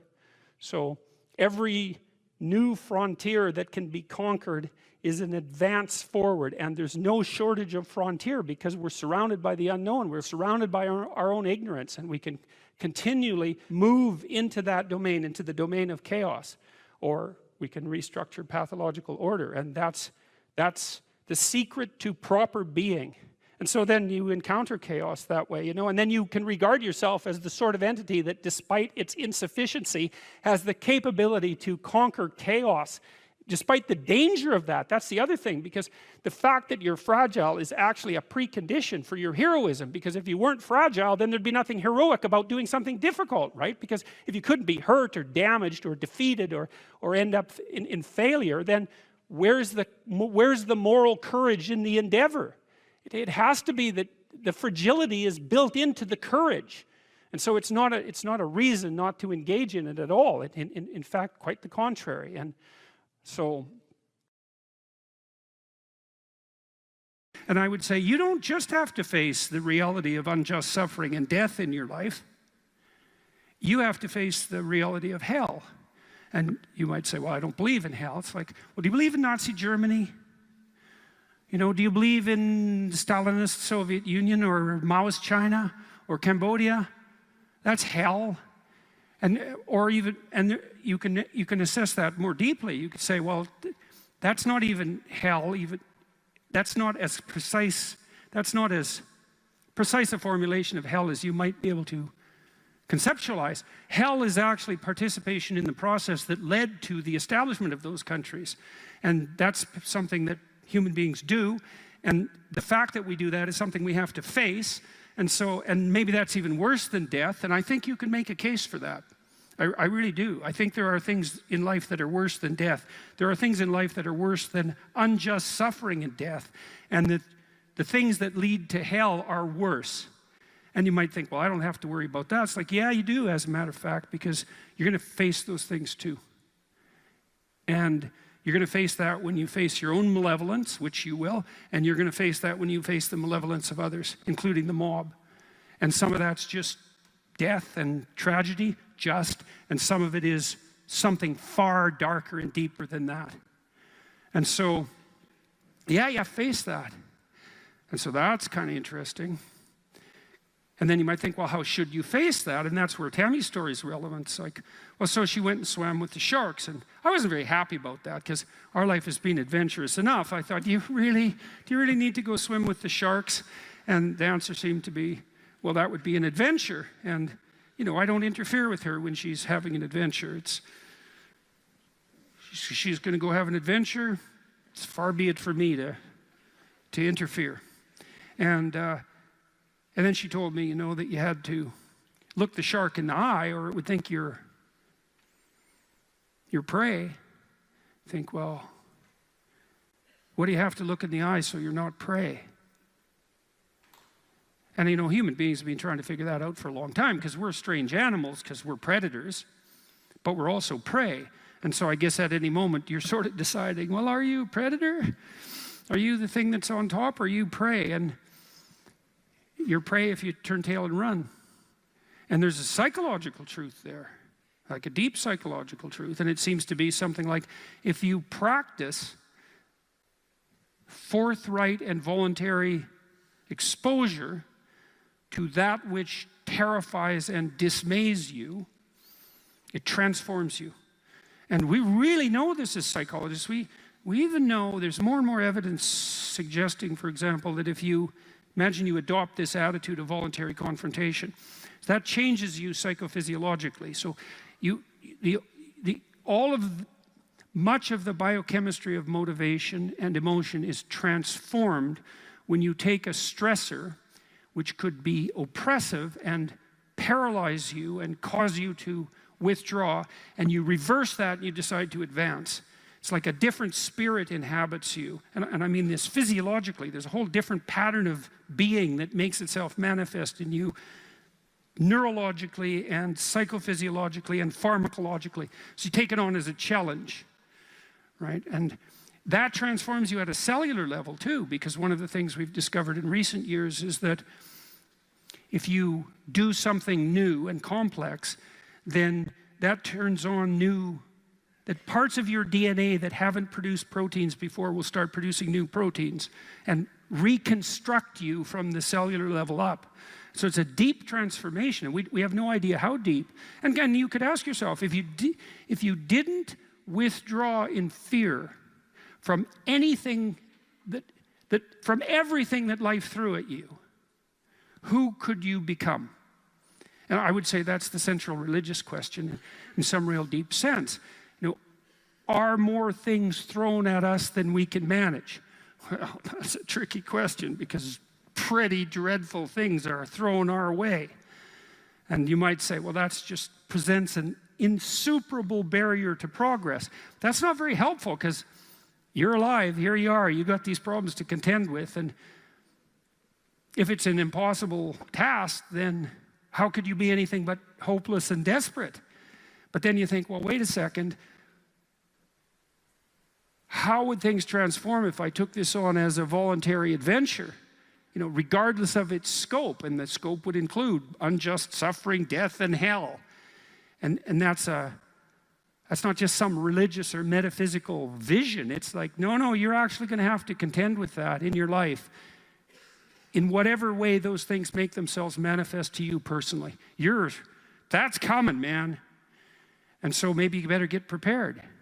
And then the question might be, well, what would happen if you got prepared? And the answer might be, you'd be prepared. And I think the religious enterprise in its deepest sense is that process of preparation. And you might want to even push that a bit farther. You might say, well, not only do you want to get prepared for what's coming your way, but you want to be so prepared that when it comes your way, that it doesn't make you bitter and resentful and tempted by the desire to walk the path that would make all of that even worse. And so you might say, well, if you could really face up to what you need to face up to, not only could you turn yourself into someone that could bear the catastrophe of life and exposure to hell, but maybe you could turn yourself into someone who would still do good even while facing those things. And that's a pretty noble goal, because it's realistic. It's not naive at all. It says, look, man, trouble's coming your way, and it's real. And yet it's possible that you could confront that and still do good in the deepest sense. It's like, well, that's quite something. It would be really quite something if that's true. And one of the preconditions of that would be faith, I suppose. And in some sense, that's what Tammy was manifesting when she went down and swam with the sharks. Faith that if she looked the bloody predator in the eye, that would solve the problem.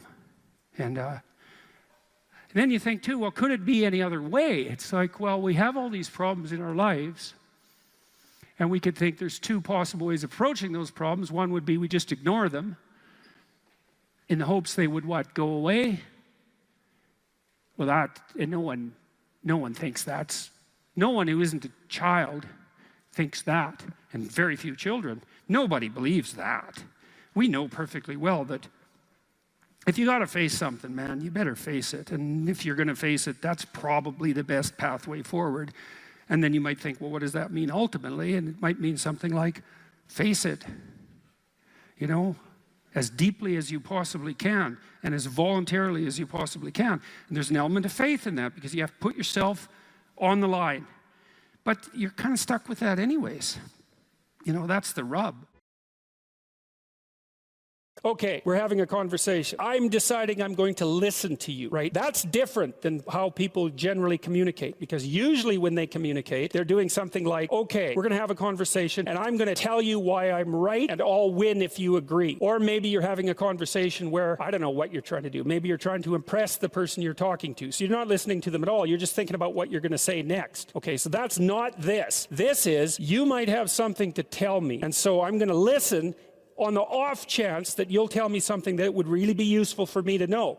And so if you agree with me and I find that out, I know nothing more than I knew before. I just know what I knew before.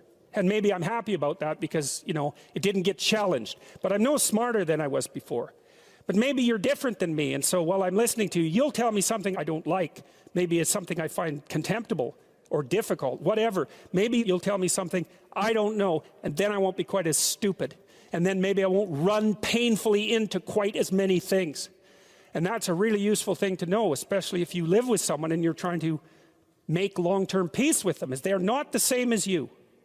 And their way they look at the world and the facts that they pull out of the world aren't the same as your facts. And even though you're going to be overwhelmed with the proclivity to demonstrate that you're right, it is the case that two brains are better than one.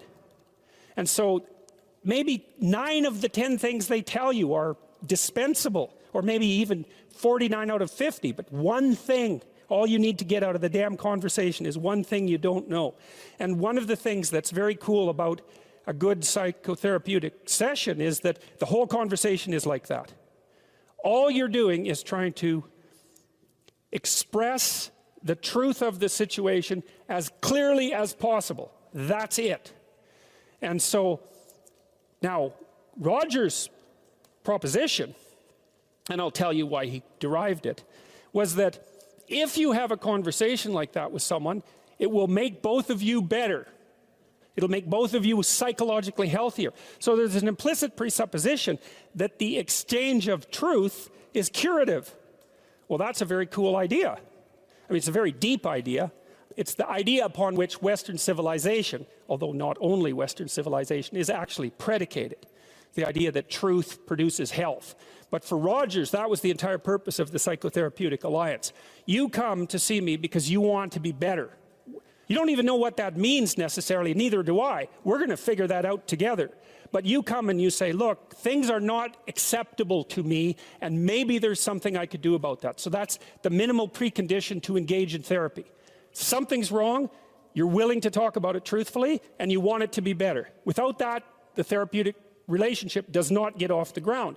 And so then you might ask, well, what relationships are therapeutic? And the answer to that would be, if you have a real relationship, it's therapeutic. If it isn't, what you have is not a relationship. God only knows what you have. You're a slave, they're a tyrant.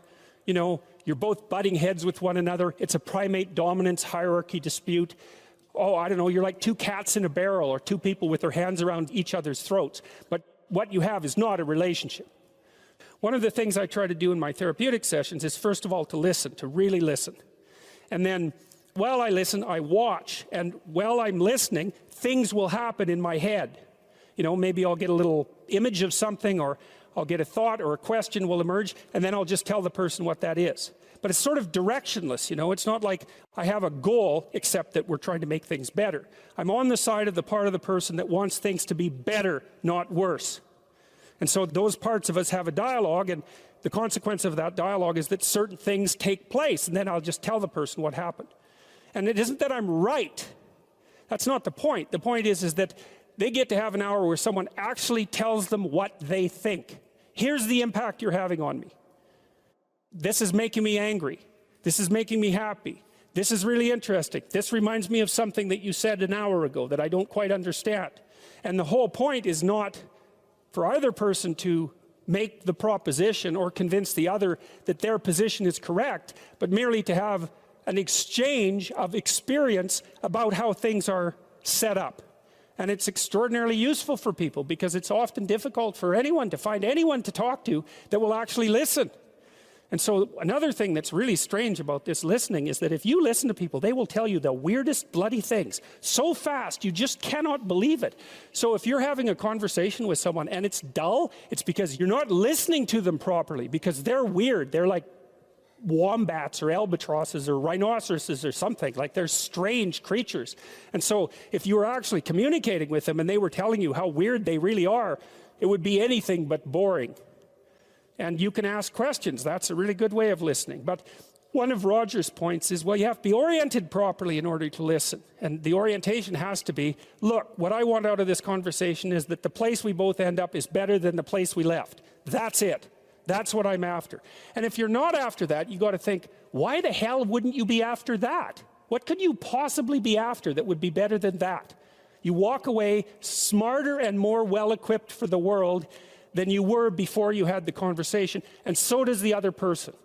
Well, maybe if you're bitter and resentful and angry and anxious and, generally annoyed at the world, then that isn't what you want. You want the other person to walk away worse, and you too, because you're full of revenge. But, you'll get what you want if you do that. So we know from our research that such empathic understanding with a person, not about him, is such an effective approach that it can bring about major changes in personality. Some of you may be feeling that you listen well to people and that you have never seen such results. The chances are very great that you have not been listening in the manner that I've described.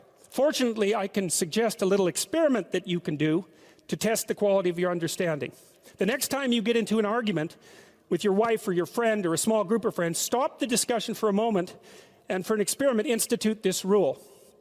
Each person can speak up for himself only after he has first restated the ideas and feelings of the previous speaker accurately. What accurately means is they have to agree with your restatement. Now, that's an annoying thing to do, because if someone is talking to you and you disagree with them, the first thing you want to do is take their argument, make the stupidest possible thing out of it that you can. That's the straw man, and then demolish it. It's like, so then you can walk away feeling good about it, and you dominated them really nicely. But that isn't what you do. You say, okay, well, I'm going to take what you told me, and maybe I'm even going to make your argument stronger than the one you made. That's useful if you're dealing with someone that you have to live with, because maybe they can't bloody well express themselves very well, but they have something to say. So you make their argument strong. All right, then you see what this would mean. It would mean that before presenting your own point of view, it would be necessary for you to really achieve the other speaker's frame of reference, to understand his thoughts and feelings so well that you could summarize them for him. Sounds simple, doesn't it? But if you'll try it, you'll find that it's the most difficult thing that you've ever done.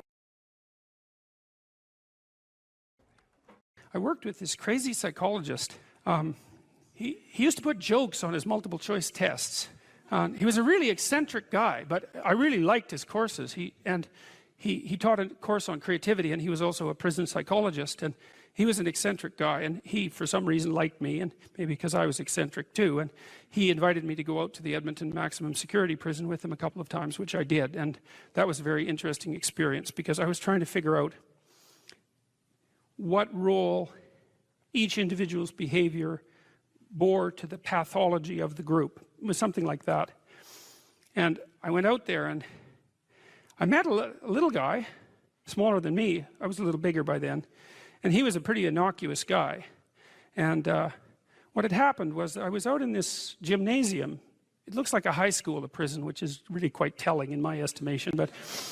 And there were all these like monsters in there, weightlifting, and like they were monsters. I remember one guy who was tattooed everywhere, and he had like a huge scar running down the middle of his chest. It looked like someone had hit him with an axe, and I was in there, and I had this weird cape that I used to wear that I bought in Portugal, and some boots that went along with it. And yeah, it was like an 1890s Sherlock Holmes cape, and it was really like it was from the 1890s, because this little village was up on a hill. It was a walled city on a hill, and they sold these things, and I don't think they'd changed the style since 1890, and so I thought they were really cool, and so I was wearing that, which wasn't perhaps the most conservative garb to don if you're going to go to a maximum security prison. So anyways, I was in the gymnasium, and the psychologist left.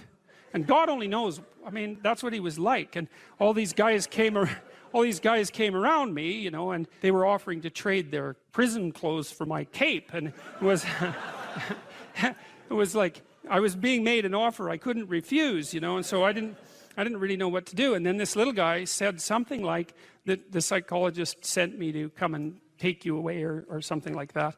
And so I thought, well, better this little guy than all these monsters. So we went outside the gym through some doors, like school doors. We went outside the gym into the exercise yard, I guess, and we were wandering along, and he was talking to me, and he seemed like a kind of an innocuous guy. And then the psychologist showed up at the door and motioned us back, eh? And so, which was kind of a relief. And so I went into his office, and he said, "You know that guy that you walked out in the yard with?" And I said, "Yeah." He said, he took 2 cops one night, and he had them kneel down, and while they were begging for their lives, he shot them both in the back of the head. And I thought, see, the thing that was so interesting was that he was so innocuous, right? Because what you'd hope is that someone like that would be very much unlike you, let's say, and certainly wouldn't be like someone innocuous that you'd met. What you'd want is that the guy would be like, you know, half werewolf and half vampire, so you could just tell right away that he was a cold-blooded killer. But no, he was this sort of ineffectual little guy who was certainly not ineffectual if you gave him a revolver and the upper hand. And so that made me think a lot about the relationship between being innocuous and being dangerous. And then another thing happened. I met another guy out there, and then a week or 2 later I heard that he and a friend of his had held another guy down and pulverized his left leg with a lead pipe, like just pulverized it. And the reason for that was that they thought that he was a snitch, and maybe he was. And that time I did something different. Instead of being shocked and horrified by that, although I certainly was, I thought, how in the world could you do that? Because I didn't think I could do that. Eh? I thought that there was a qualitative distinction between me and those people. And so I spent about 2 weeks trying to see if I could figure out under what conditions I could do that. Like what kind of psychological transformation I would have to undergo to be able to do that. And so that was a meditative exercise, let's say. And it only took about 10 days for me to realize that not only could I do that, that it would be a hell of a lot easier than I thought it would be. And that's sort of where that wall between me and what Jung described as the shadow started to fall apart.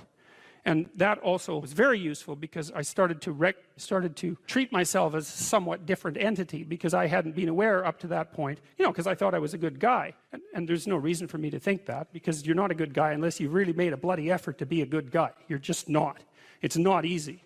And so you're probably a moderately bad guy. And that's a long ways from being an absolutely horrible guy, but it's also a long ways from being a good guy. And so, but I had a little more respect for myself after that, because I also understood that there was a monstrous element to the human psyche that you needed to respect. And that was part of you, that you should regard yourself in some sense as a loaded weapon. It's very useful around children to regard yourself as a loaded weapon, because around children you are a loaded weapon. And the terrible experiences that many children have with their parents are testament to that. Here's some items, so you guys can do a quick big 5 on yourselves, and I'll tell you the upside and downside of it. So if you're orderly, you follow a schedule. How many of you follow a schedule? Okay, and how many of you don't? Okay, so one thing I would recommend is that you do. And I'll tell you why. Like, intelligence is a very good predictor of academic performance. And there's not a lot you can do about your intelligence. I mean, you can squander it, but it's very difficult to improve it. Conscientiousness, well, it's a trait too, so it's hard to work on, but we know that conscientious people get better grades. And it's reliable, and it's a powerful effect.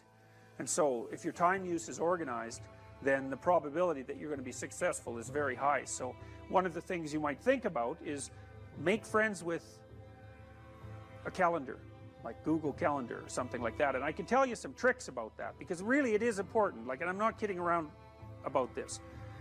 If you're low in conscientiousness, it's really going to trip you up as you walk through life. There's not very many advantages to it that I've been able to see. And I'm not assuming that just because you don't follow a schedule, you're low in conscientiousness, but it is one of the items that mark it. The advantage I've seen so far to being unconscientious is that if you become unemployed, it doesn't bother you as much. And I mean, that actually turns out to matter in some situations. So like, you know, if a big company has to shed 50% of its employees, it's the conscientious people are going to suffer themselves to death for it. And the unconscientious people, they're not going to care anyways because they weren't working anyway. So it doesn't matter if they have a job or not. So here's one way of thinking about making use of a schedule. Often people are afraid of schedules because they think of them as a trap. You know, you make a schedule and it's like this little prison that you have to live inside, and you know, and all you're doing in your schedule is putting down things you have to do or should do, and so, you know, there's not a lot of fun in that. And so not only is it a trap or a prison, but it's kind of an unpleasant one. But a way to work with a schedule in a lot more sophisticated way is to think, well, I'm going to plan the next week, say, because you plan it day by day, but we'll take the week as the unit level of analysis and think, well, I'd like to plan a week I'd like to have.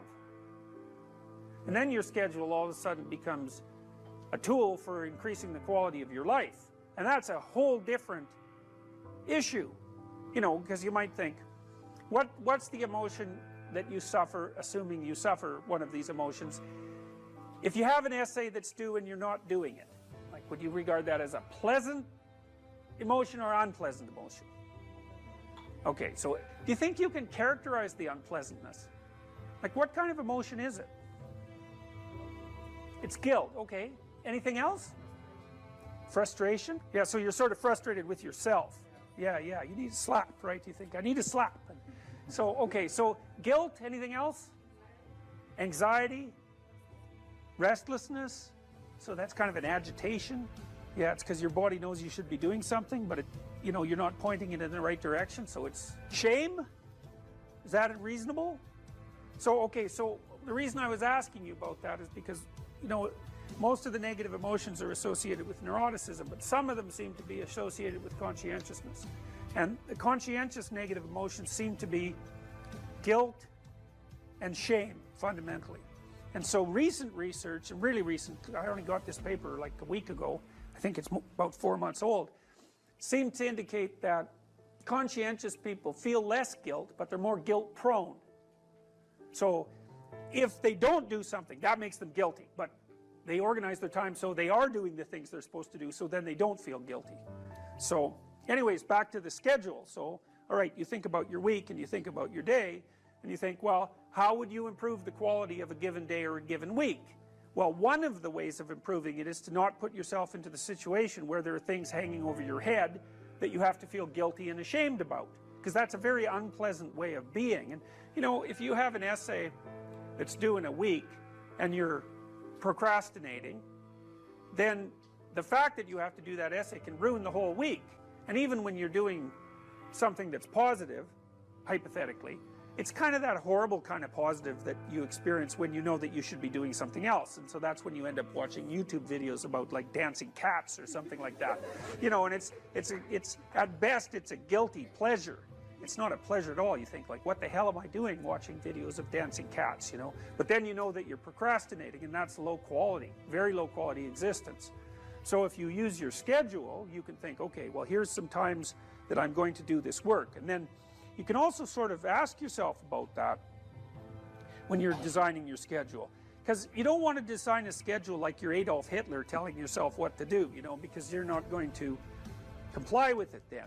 What you have to do if you're going to design a schedule is you have to ask yourself, all right, I'm going to set aside some time to study over the next week or to do this essay or whatever it is. How much time would I actually spend studying? An hour or two a day might be a worthwhile thing to schedule in, and I would say don't schedule in more than that to begin with, because then you'll fail and then you'll stop using the schedule. And so the other thing you want to do is you want to schedule in things that you want to do, and then you want to look at the day or the week and you want to think, hey, that's a week I'd like to have. If I had a week like that, it would be good. You know, I'd be caught up so that all that negative emotion doesn't have to accrue. And I would have done a bunch of things that I'm interested in doing, and at the end of the week I'd be in better shape than I was at the beginning. And if you treat a schedule like that, so that what you're using it is to design the days and weeks that you want to have, instead of using it as this little, you know, jail that you have to put yourself in that you're not going to do anyways, then you can learn to use them. And that's one thing you can do to make yourself more industrious, more conscientious. Follow a schedule. I've told people to learn to use a schedule. And people often hate schedules because they act as their own tyrants, right? They say, well, you have to do this unpleasant thing, and then here's another unpleasant thing you have to do, and then you have to do this unpleasant thing. And you do that for about 3 days, and you think, to hell with this, I'm not doing that, you know, and you fall off the wagon. That isn't what you're supposed to do with a schedule. You're supposed to use it to design the days that you would like to have if you were taking care of yourself. And so some of that is, you know, you wake up in the morning and you think, here's 5 things I have to do that if I don't do, my life will be worse. It's like paying bills, for example, or taking out the garbage. It's like you have to do those because otherwise things degenerate. So you got to put some of those in the schedule because otherwise tomorrow is worse than today, and that's a bad trajectory. But you also want to build in things, you know, you've got to act in some sense like you're dealing with a relatively recalcitrant 9-year-old. It's like, so, well, here's some things you have to do, but here's some things that if you do, you could reward yourself with. And if you get the balance there between obligation and reward right, then you'll find that you're motivated to do the things. And that's what you want to do. You want to do that so it's sustainable across days and weeks and months. And so you got to treat yourself like a good boss would treat a valued employee, and not like a tyrant would treat a slave, because the slave will rebel. And, you know, people say, well, I don't follow through on my plans. It's like, well, A, they're probably not very well formulated, and maybe you're doing them because of an external moral obligation or something. They're not really your plans, right? And B, you're acting like a tyrant and a slave, and that's a bad relationship to have with yourself. Treat other people as you would like to be treated. It works both ways. You also treat yourself like you treat other people properly. So that's a necessary thing, and often people don't do that. But the scheduling is really important.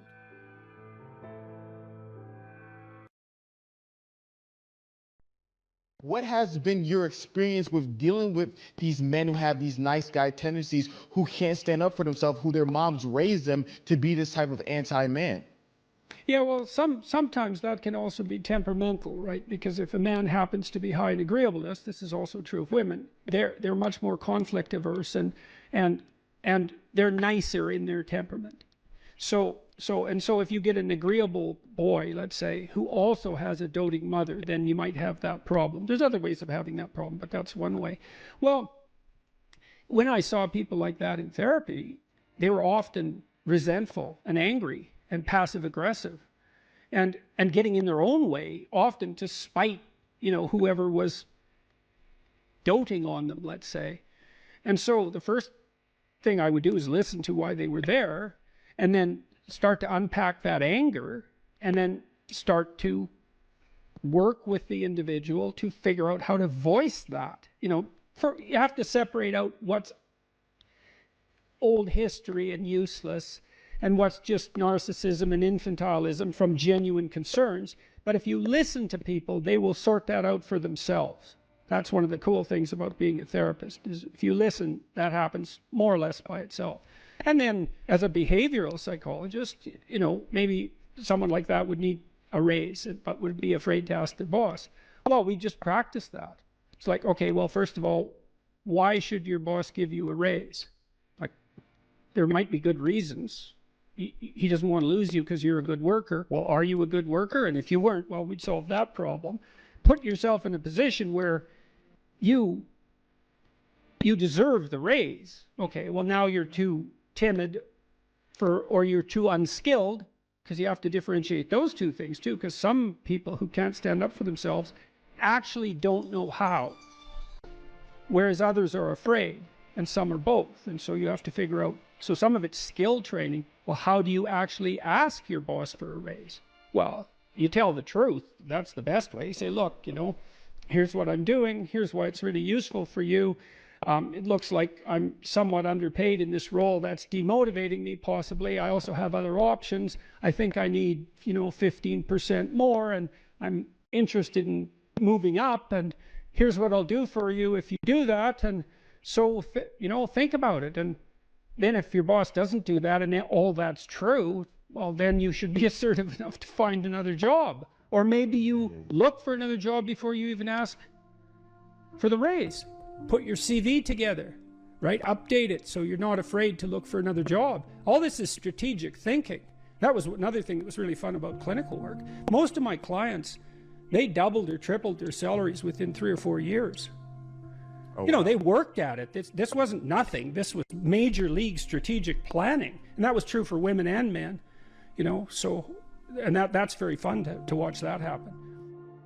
Think clearly about it, right? And get your act together, and you got to see what's getting in your way. So maybe you're afraid to ask your boss for a raise because if he says no, you'd have to look for a job and you don't have your resume or CV updated. And the reason you don't have it updated is because you're embarrassed about the lacks in it, and you don't want to face the lacks because then you'd have to see how you didn't get educated properly because you were useless, and you'd have to take steps to rectify that, and it's a real mess down there, right? The reasons you're not asking. So we'd lay that all out and then say, well, you're embarrassed about your resume. Well, update it and let's take a look at it.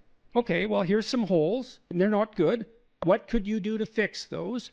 And then you break it down into small steps, right? Implementable steps.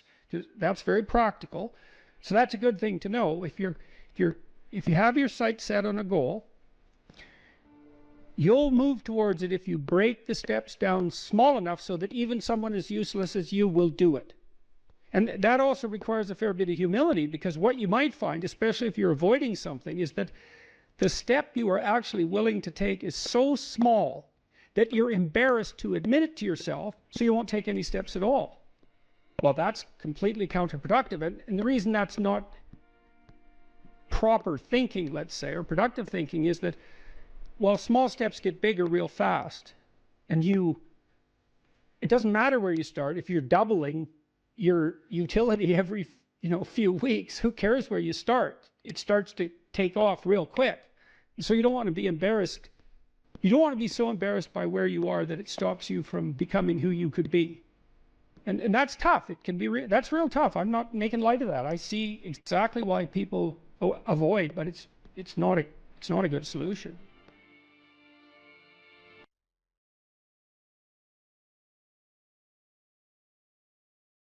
So imagine you have a goal in mind. You want to get to work in the morning. I used to ask my students a question like this, is like, what? Maybe they're going to write an essay. Why are you writing the essay? Why are you in class? Well, I'm in class because I need this class because it's part of my major. Well, why did you pick a major like that? Well, I'm interested in psychology. Well, why did you come to get a degree? Well, I think I need a degree to get a job. Well, why do you need a job? Well, I need a job to keep body and soul together, and maybe to be productive, and maybe to establish a name for myself. And why do you want to do that? Well, because it's part and parcel of living properly. And why do you want to live properly? And and how would you live if you lived properly? And at that point, people are usually unable to answer, because you can just push people with questions about why until they run out of explanations. But the point is that you're always doing whatever you're doing because what you're doing is nested in a sequence of goal-directed actions. And those can be more or less sophisticated. If you're not very sophisticated at all, the nesting might be like 2 structures deep. Maybe you're, you're bored and you want to go get drunk, and why? Well, because you don't want to be bored. And if someone pushes you a little farther than that, you hit them. And, you don't want to delve into it. But if you're sophisticated, you have a pretty good hierarchy of answers. So you might say, well, why do you want to be a productive and generous citizen? And like I said, people usually bottom out there, but you could say, well, that's part of reciprocal altruism, and if I'm productive and generous, then that'll encourage other people to be productive and generous, and if we're all productive and generous together, then there'll be more for everyone, and we'll all get along better, and we'll get along for a longer period of time, and that'll make us all more stable, and that'll make our societies better. And then you might say, well, why is that relevant? You might say, well, because the alternative to that is something like a descent into something approximating hell, and so that's part of a reflection of the divine order and the eternal battle between good and evil. And then you could push it farther than that, and you could say, well, are you going to be on the side of the redemptive hero, or are you going to be on the side of the eternal adversary? Like, you can keep digging down farther and farther, and the farther down you dig, the more you get down into what you might describe as the the implicit religious substrate. And it's very much useful to know that and to make as much of that conscious as possible. So now imagine that you've come to this talk tonight because you've decided to aim up. And maybe you haven't formulated that precisely explicitly, but something is driving you in this direction.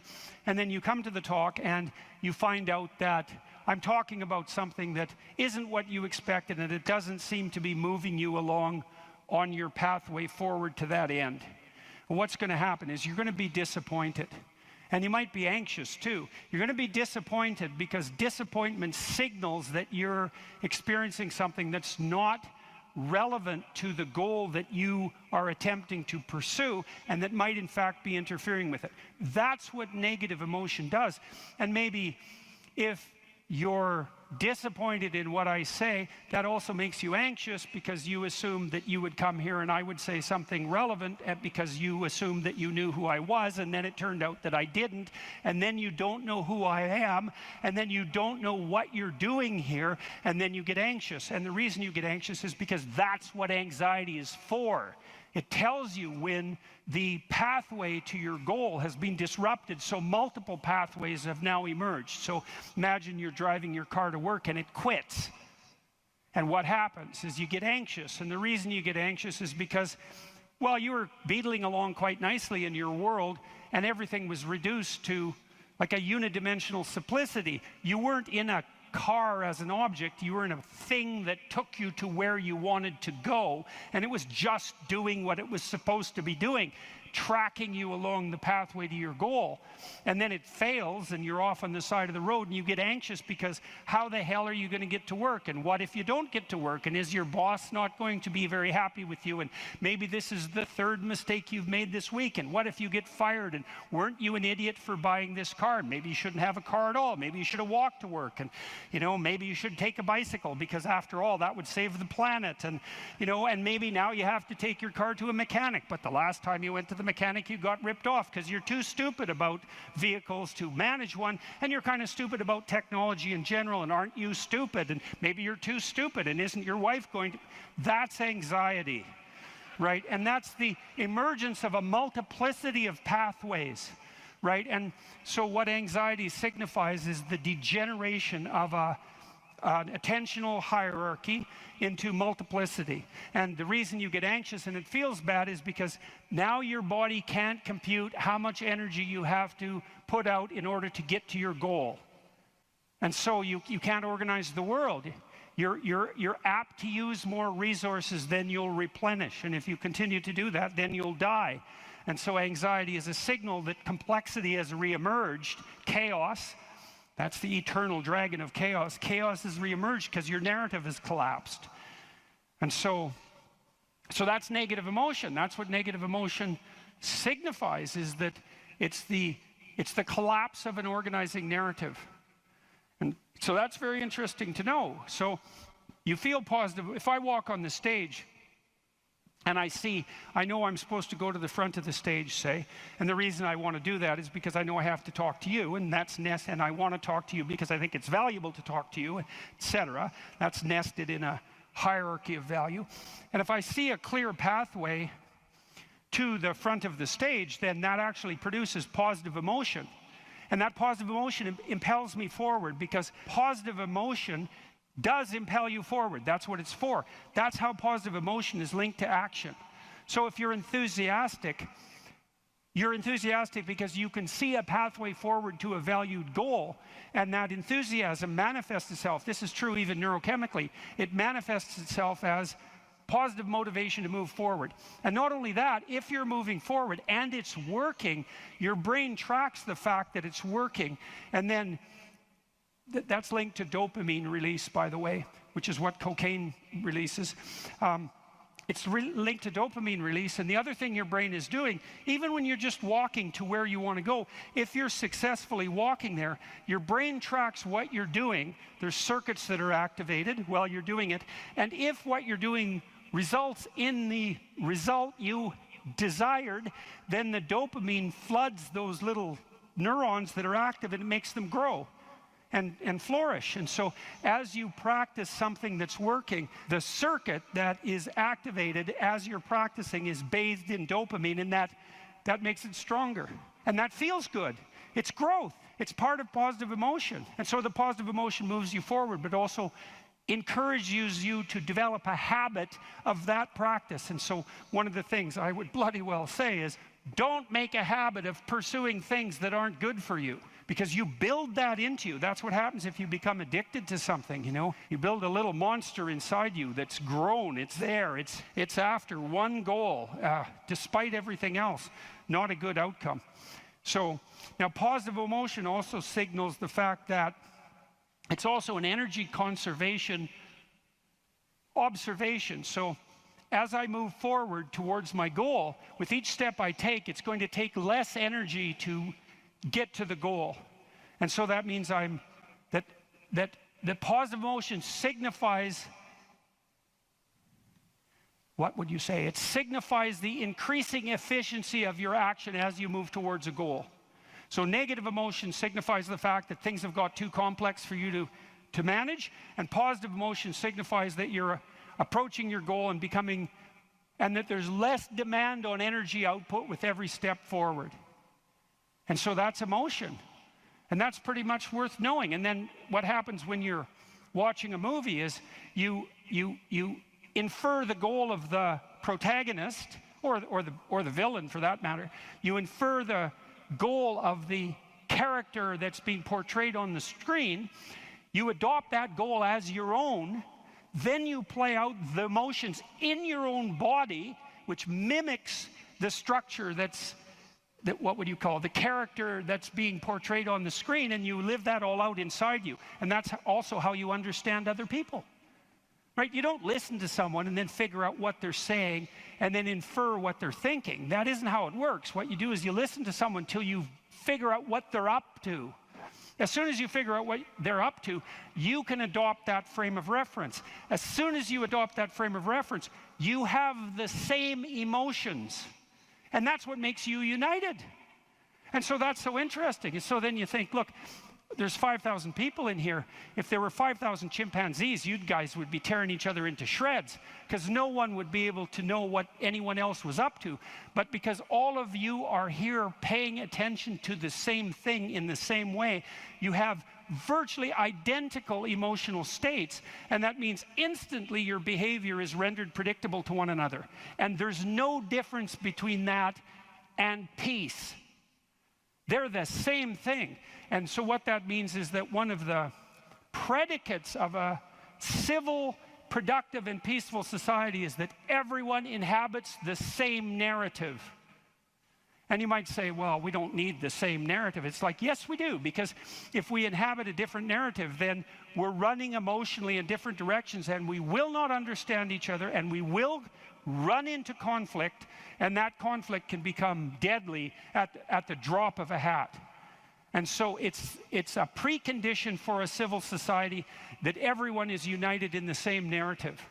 And then that begs the question, right? What is the narrative insofar as we're unified? And another question, which is, what should the narrative be? Right? Now, the postmodernists figured out that we looked at the world through a story, but they said their mantra is they became skeptical of meta-narratives, which are uniting narratives. And that's all well and good to be skeptical about meta-narratives, but you run into the problem of internal disunion, because if you don't have a uniting narrative, then you're divided against yourself, and you run into the problem of social disunity, because if we're not looking at the same thing for the same reason, then we can't get along. And those are big problems. Now, the way the postmodernists glided over that immense cataclysmic problem was to offer the proposition that the narrative that unites us is just one of power and oppression, right? And that the fundamental motivation that guides, first of all, even your internal organization, your own internal tyranny, you know, you're oppressing your id or your natural self, And then if you establish a relationship with someone like a marriage, well, that's just a manifestation of patriarchal oppression. And if you organize a business relationship, it's a relationship of mutual exploitation, and so far and so on, all the way up the political hierarchy, all the way back into the past. A more dismal view of human existence couldn't possibly be formulated. And I always think about it as a kind of implicit confession. It's like, so you think the world's all run by power, do you? Okay, I know what game you're playing and attempting to justify, and it's completely bloody preposterous, because first of all, if you tyrannize yourself, you're going to be one miserable creature. Plus, you're going to rebel constantly, as you already know. I'm sure all of you have tried at one time or another in your life to force yourself to do something with a whip, so to speak, and what you instantly find is that you're so condemned to be free that you'll even resist your own tyranny, right? Try telling yourself to do something and see if you do it. I'm going to go to the gym. That's New Year's. I'm going to the gym 3 times a week, 2 hours a day. It's like, no, you're not. You're going to last like 3 days. And then you're going to find an excuse. The rebellious part of you is going to find an excuse, then you're not going to do it. And it's a bloody mystery, isn't it? Because you'd think you could tell yourself what to do. Because otherwise, who are you, you know? You're the part that told yourself what to do, but you don't listen, so what the hell's that part? That's you, that's for sure. So you can't even tyrannize yourself with any efficiency. And then if you're married, men, you're married, try tyrannizing your wife and see how well that works. And like, it might work for 10 minutes, but she's not as big as you, but she's a lot sneakier. And you have to wake up with her tomorrow morning. And so even if you do win the fight, which you won't, she's going to bloody well take it out on you the next day, and no wonder. And so you're bound in that relationship by the necessity of continual iterative interactions, right? And they have to be moderately peaceful, or you're going to tear each other into shreds. And if it's constant conflict, you're both going to just exhaust yourself and die. So how the hell is that going to work? So it has to be at least mutually reinforcing. And maybe if you really got it together well, you could interact with each other in a way that improved your interactions across time. And maybe you're wise enough so that if you were on that track, the way you would experience that in the moment would be as exactly the kind of relationship you'd want to have with someone. And that would be something like the spirit of play and romantic love. And that would be the manifestation of an instinct that orients you across time properly in a relationship in the moment. And that's such a wonderful thing to know, right? That instinct for play and romantic love might be the voice of the wisest instinct you have, the deepest orientation to meaning that you have. You know, because there's nothing more delightful in a marriage or in a family, if you have children, than to be able to engage in something like voluntary play. And you know, if you could have the world set up the way you would want it to, if you had any sense, wouldn't it be something if mostly what you did was something akin to play? And that's equivalent. Christ in the gospel says, know that unless you become like a little child, you'll never enter the kingdom of heaven. And what does that mean? It means to rediscover that intense immersion in life and that capacity for play that characterized us all as children, that we can't maintain because we have to mature, but that we could rediscover as adults if we were sufficiently wise and careful. And so, and then, you know, if you have friends, it's like, well, you tyrannize your friends? Well, then you don't have friends. You're just a bully with henchmen. And as soon as you stumble, they're going to stab you in the back because you surrounded yourself with craven psychopaths. They're just going to wait for the moment to take you out. That's not a friendship, obviously. And if you're running a business, and those of you who've run businesses who have a clue know this is true, it's like, what happens if you rip off your customers? Well, you can get away with it once or twice, but word gets around in no time flat, and then you're just done and bitter and resentful because your idiot machinations didn't work. But if you engage in fair trade and you're reliable and you deliver what you promised and you're half decently good to your employees and the people that you work for, then they're going to be pleased with you, and they're going to come back and they're going to talk to their friends about how well you did, and you're going to flourish. And none of that's arbitrary. You know, that's all guided by the manifestation of a certain form of attentional priority, right? You go to your customer's house, maybe you're a plumber, and the first thing you do is you listen to their damn problem. And so at least you have enough sense to engage in dialogos, right? You actually want to hear what the problem is, and then you actually want to solve it. And if you do that with some diligence, they're going to be pleased with you because they don't want sewage all over the rug.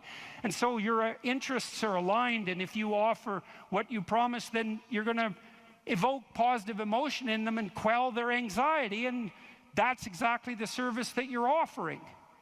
And so that means you're acting out the proper story, you're productive and generous and honest, and there's nothing arbitrary about that as a ethos that unites you internally and that also makes it possible for you to exist in a peaceful and productive society. What's the difference between men and women? Well, how do they differ? Well, the first thing we might observe is that if you look at personality differences between prepubescent boys and girls, they're not very large. Boys and girls don't differ in terms of their trait neuroticism, for example. What happens is that when puberty kicks in, women's trait neuroticism rises, and it stays higher than men for the rest of their life. And this is why you see this reflected in the different kinds of psychopathology that beset the two sexes. So men are overrepresented in alcoholism, drug abuse, antisocial personality, and a host of learning disorders, as well as attention deficit disorder. And women are overrepresented in depression and anxiety, primarily. That seems to be tightly associated with higher levels of trait neuroticism, because maybe it's, if you're at the 95th percentile or higher, let's say, in trait neuroticism, there isn't much difference between that and being somewhat prone to depression and anxiety.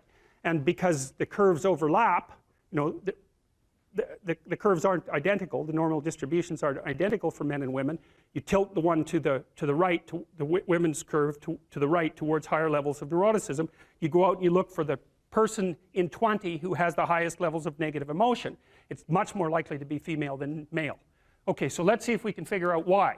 So I'm going to tell you some things, basic differences between men and women, and you can tell me what you think about it if you agree or disagree. Okay, first, size differential emerges between men and women at puberty, right? Because boys and girls are roughly the same size and roughly the same strength, but men get bigger at puberty when the testosterone kicks in, and more importantly, not only do they get taller and heavier, but their upper body strength is much higher. And that's a real issue for combat, because human beings punch. There's other animals that do that. Kangaroos do that too, eh? So we're not the only people that punch, but we have clubs on the ends of our arms. And so that's how we defend ourselves. And so if you have a lot of upper body strength, especially across the shoulders, and you're heavier, then you can step into the punch and it's a lot more devastating. Now, it is the case that if you look at the statistics for physical altercations in marriage, women attack their husbands more often than the husbands attack their wives. Well, you think, why is that? Well, let's assume that there isn't any reason other than both people in a relationship can get upset, and the women know that if they hit their husbands, nothing's really going to happen. Right? Because if you're a woman about that high and your husband is, say, my height, unless you hit me with an object or something that's sharp, the probability that you're going to do me any serious damage is pretty low. You might hurt me. But if I do the reverse and hit you, and I really hit you, and so the reason, at least one of the reasons why women can be more physically aggressive in minor ways in a relationship is because everyone knows, the wife and the husband equally, that the consequence of the physical aggression is much more limited. So men do more serious damage to women, but women are more aggressive in relationships. So that's interesting. So okay, so there's a body size difference that's important, a strength differential that's important. Next thing, I think, so let's assume that the reason that women are higher in sensitivity to negative emotion is because the world is actually more dangerous to women, right? Because that would be the most logical reason why there would be a sex difference in something like fear or sensitivity to punishment. Well, first, there's the danger of physical altercation. Second, there's the sexual danger. So women become sexually vulnerable at puberty. And why do I say vulnerable? Well, it's straightforward. It's because the cost of sex for women is way higher than it is for men. And it certainly has been throughout our evolutionary history. Because if a man has an unwanted sexual encounter, well, then he walks away and maybe he's persecuted by the state or prosecuted by the state for it. But if a woman has an unwanted, unwarranted, or incautious sexual encounter and she ends up pregnant, then, well, in traditional societies, you're just done. And even in modern societies that are rich like ours, I don't have to go into that. It's big trouble. No matter what you do about it, it's big trouble. So being more nervous about that makes perfect sense. But then here's the last thing. And I think that women's nervous systems are not adapted to women. I think women's nervous systems are adapted to the mother-infant dyad. And because you are not the same creature when you have an infant. Not at all. You're way more vulnerable. And it's partly because you have to express the vulnerability of the infant and you also have to care for it, right? So you think about an infant, especially under 9 months. So let's say, how are you going to be wired up if you're going to optimally care for an infant under 9 months? And I'm saying under 9 months because women generally do the bulk of childcare for infants who are under 9 months old. And part of the reason for that, there's a whole host of reasons, but part of the reasons for that, obviously, is that they breastfeed. But imagine what you need to be wired up biologically in order to care for an infant. First of all, they're very demanding, right? Because they're completely helpless, and they're demanding 24 hours a day, and it's quite a emotional load. And an infant under 9 months is never wrong, right? What you do to an infant under 9 months is when they're in distress, you always respond. You never tell the infant, get your act together and stop whining, right? Which you can do, say, to a child that's 18 months old. You can start having that sort of conversation. But under 9 months, it's like nothing is the infant's fault. It's surrounded in an extraordinarily threatening world, and you have to be responsive to what it needs, regardless of what you want, and you have to be very sensitive to the threats that emerge in the environment. And so I think the price that women pay for that ability to have an intimate relationship with infants in the very earliest stages of development is that their nervous systems are actually wired so that they can perform that role optimally. And the disadvantage to that is that having a temperament like that doesn't work that well when you're dealing with adult men, especially when you're dealing with them in a business environment, because it's not the same thing. Not at all. It's a competitive environment. So, okay, so agreeable people are compassionate and polite. What are disagreeable people like? They're tough-minded, they're blunt, they're competitive, and they won't do a damn thing they don't want to do. So it isn't exactly that they're aggressive, although they will push you the hell out of their way if you're in the way. They're not like volatile like you are if you're high in neuroticism. It isn't defensive aggression. It's more like predatory aggression. It's dominance behavior.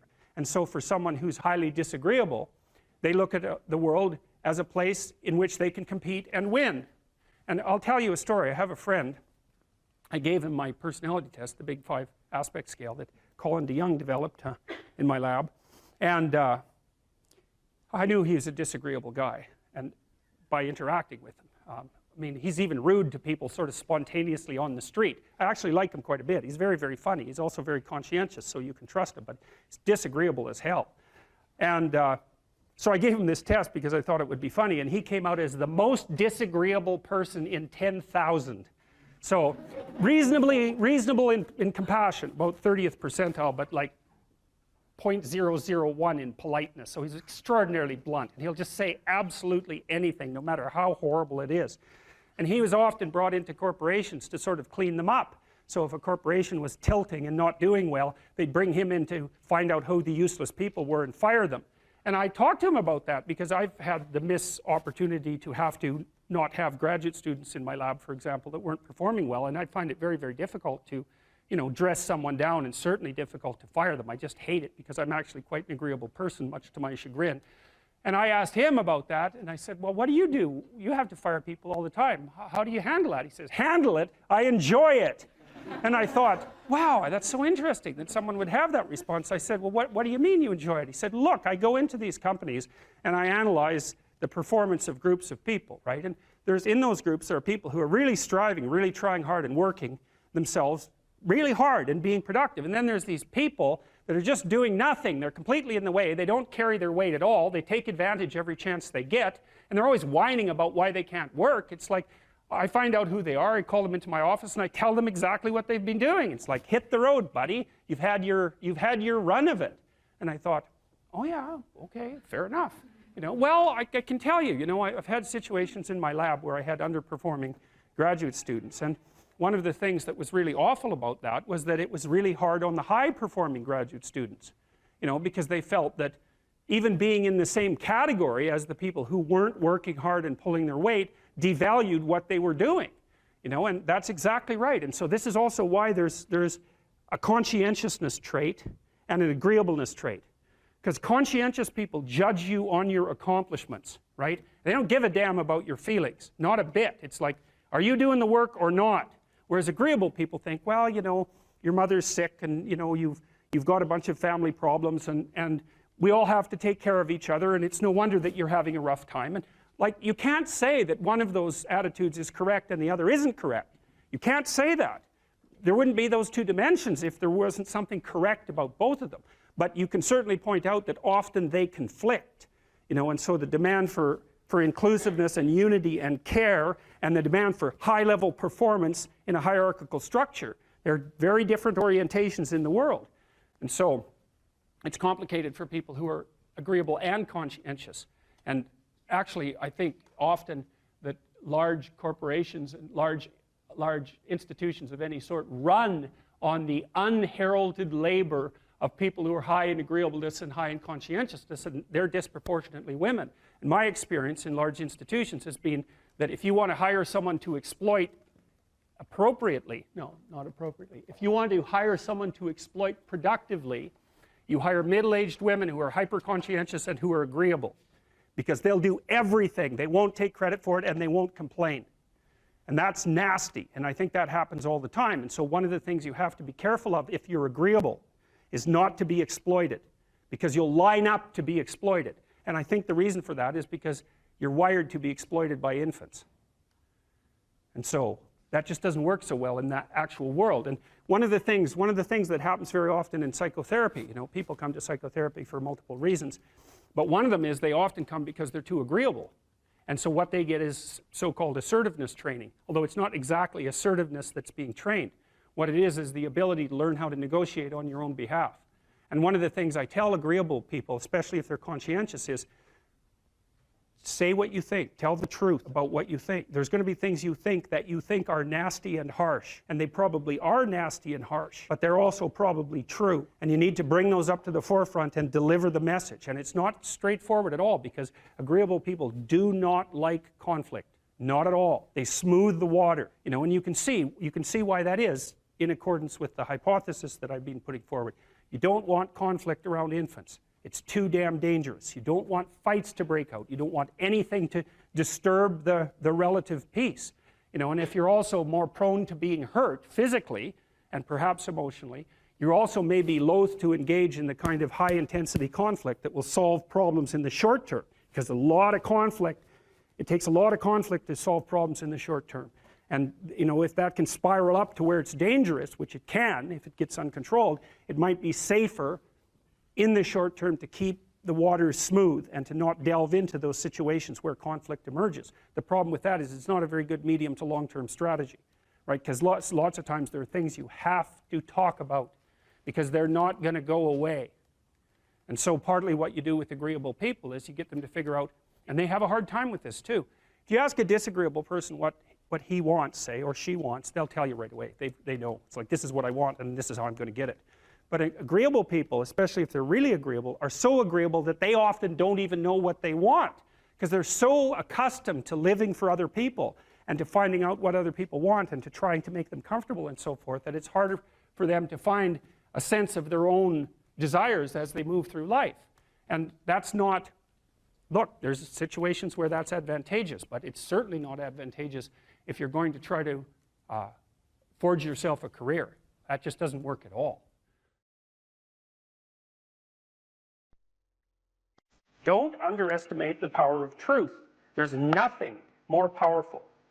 Now, in order to speak what you might regard as the truth, you have to let go of the outcome. You have to think, all right, I'm going to say what I think. Stupid as I am, biased as I am, ignorant as I am, I'm going to state what I think as clearly as I can, and I'm going to live with the consequences no matter what they are. That's an element of faith. The idea is that nothing brings a better world into being than the stated truth. Now, you might have to pay a price for that, but that's fine. You're going to pay a price for every bloody thing you do and everything you don't do. You don't get to choose to not pay a price. You get to choose which poison you're going to take. That's it. So if you're going to stand up for something, stand up for your truth. It'll shape you, because people will respond and object and tell you why you're a fool and a biased moron and why you're ignorant. And then if you listen to them, you'll be just that much less like that the next time you say something. And if you do that for 5 years, you'll be so damn tough and articulate and able to communicate and withstand pressure that you won't even recognize yourself. And then you'll be a force to contend with. It is not safe to speak, and it never will be. But the thing you got to keep in mind is that it's even less safe not to speak, right? It's a balance of risks. It's like you want to pay the price for being who you are and stating your mode of being in the world, or do you want to pay the price for being a bloody serf, one that's enslaved him or herself?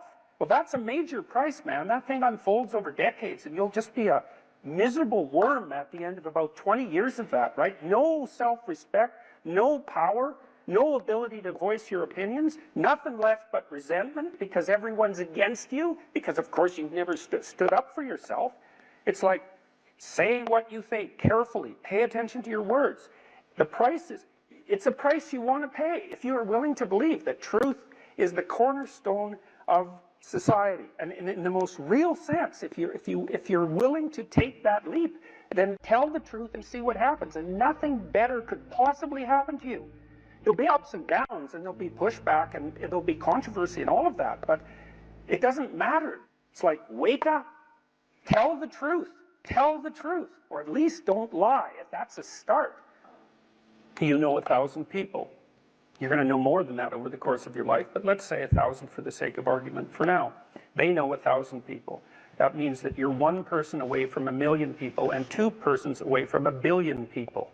And you're the center of that network. And now the way networks work is that information propagates in a network manner. So don't underestimate the power of your speech. So that people have an inchoate longing to have the sort of thing that we're talking about articulated. And so don't be thinking you're alone. It's just that people can't talk, they're afraid to talk, or they don't know what to say. And those are real problems. So if you're reasonably articulate, like, start talking and sharpen yourself up. I mean, the enemy is a cloud. They're a cloud of gnats. They're only courageous in groups. They're only courageous in mobs. If you stand your ground and don't apologize and articulate things properly, they'll disperse around you like they're not even there. So most of it's illusion. So don't be afraid, but be afraid of the right thing. And the right thing you should be afraid of is not saying what you say, because that's the same as not being. And here you are, suffering away. You might as well be at the same time. At least then there's something to you. Where do you find the hope and the strength to continue to fight? Or for those who are listening, to get the motivation to stand up and say what's on their mind? Well, people have to have a dialogue with their own conscience. You know, if you don't, imagine that you get upset with something when you recognize an obstacle in your path, and then imagine that you need a path and that you've chosen reasonably wisely, let's say, not perfectly, but reasonably wisely. An obstacle arises, you're frustrated, disappointed, ashamed, afraid. Well, you have something to do to clear out the obstacle. You have something to say. Well, then you don't clear out the obstacle because you're afraid to speak, or you're unwilling to speak. You want to defer the conflict because you hope it will go away. All that'll happen is that the obstacles will pile up. But then your life will be nothing but obstacles. Well, you need to know that. You have to ask yourself if you believe that's true. If it's true, then you don't want to remain silent. Imagine too that as you remain silent, you get smaller because you're not manifesting the courage necessary to live by your own standards. And the problem gets bigger. Well, if you're not going to speak now, what makes you think you're going to be more prepared in the future? You won't. Why is that going to happen? When does that ever happen? Well, I can't believe we're talking about school. People who say, just stay quiet in school, just get the grade. That's paying wrong. them. That's wrong. That's right. You're paying them.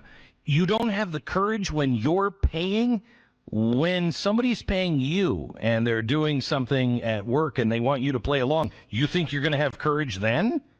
I mean, you've got to face it I tell as my it students happens. all the time to never, never write something they didn't believe to be true.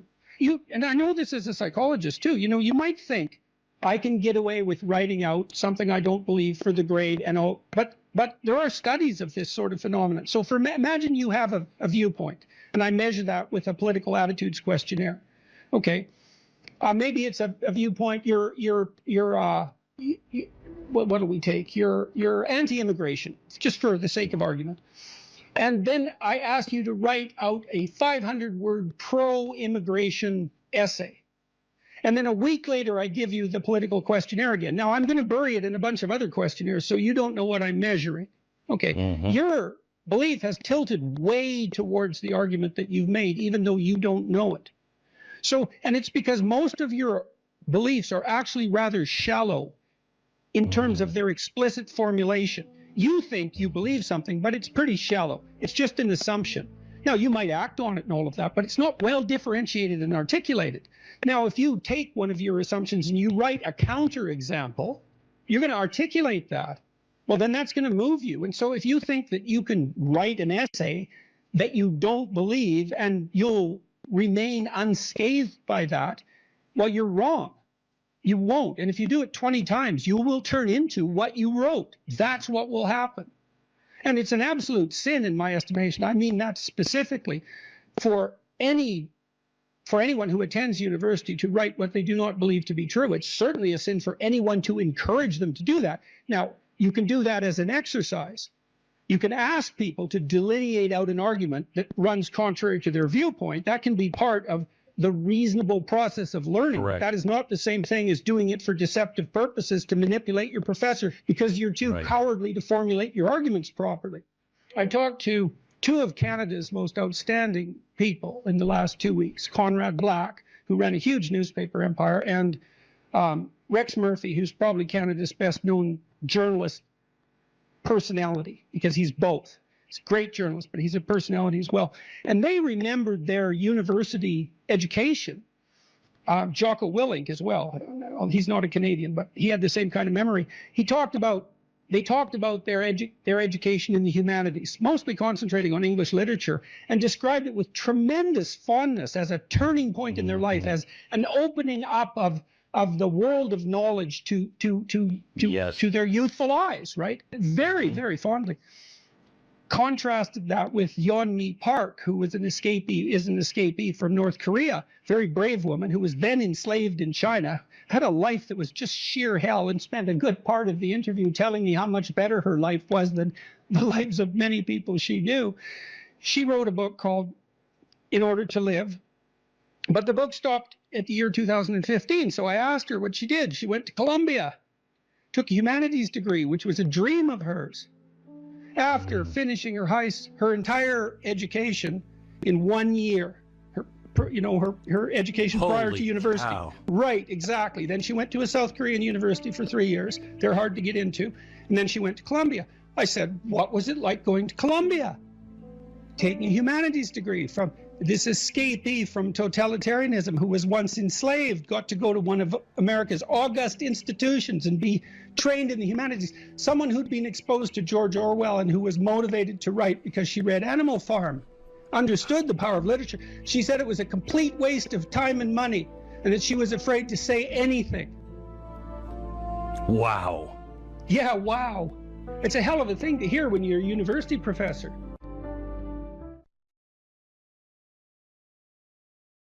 I studied psychopaths for a long time. And you think of psychopaths as selfish, right? Self-centered. Right. But it's weird because psychopaths betray themselves all the time because they don't learn from experience. So they get what they want now, but they fail. And so then I thought, oh, well, psychopaths don't care about other people. They also don't care about their future selves. Then I thought, oh, that's the same thing. They don't learn from remorse because they don't have remorse. They don't. Well, they certainly don't have remorse. The dark triads, or you like to talk about dark tetrads when you bring in sadism, of course. Yeah. But the characteristic of people above average in psychopathy is the lack of remorse. Yeah, well, and a lack of remorse is an inability to learn. Yes. You hurt somebody, you did something wrong, it had consequences. If you don't feel remorse, that remorse is activating the dorsal anterior cingulate cortex of your brain, which is making you feel social pain. Right. You don't feel that if you have psychopathic tendencies. Yes, and then, well, and if that pain doesn't make itself, like, I think that pain is the felt sense of the eradication of a neurological system. So, like, imagine that a system emerges in this Darwinian sense to dominate. Right. So now you're under its sway. Okay, now it has a goal in mind, and when it makes itself manifest, it fails. Okay, the consequence of that failure should be the destruction of that system. I think that felt pain is the psychological consequence of the death of a system that failed to meet its goals. Right. Now, it's going to struggle and fight to maintain itself, even in the face of failure, right? Which is why it's hard to get rid of a bad habit, for example. Right. It's a living thing. Right, It's right. not going to give up without a struggle. Right. But the corollary of that would be approximately equivalent to what you just said.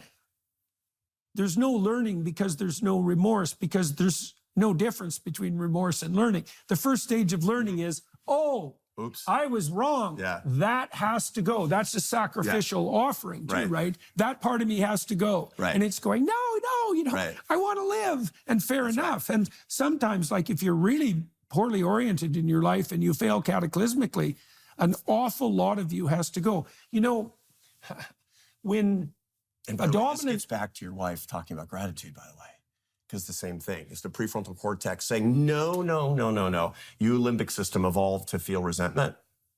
That's maladaptive. Yes. And I have decided to reprogram the limbic system, which tends toward resentment, and I'm going As to default, reprogram yeah. it toward. It's the same basic pattern. This is self-management. This Yeah. is the essence of self-leadership. Doing what feels good. If it feels good, do it. If it feels bad, avoid it. Is being managed by your ancestors. Yeah, well, the problem with that attitude is, well, in relationship to who and over what time span, right? And that's a huge problem. If you have a dominant lobster, I did a lot of This is from 12 investigation novels, I into know. crustacean I know. From crustaceans. neurology, because it's well mapped out. If a dominant lobster who ages is defeated in a battle, his brain dissolves and reconstitutes as a subordinate brain. Right. Exactly the same thing happens to us. Because the when we neuromodulator fail. activity in the limbic system of the lobster brain.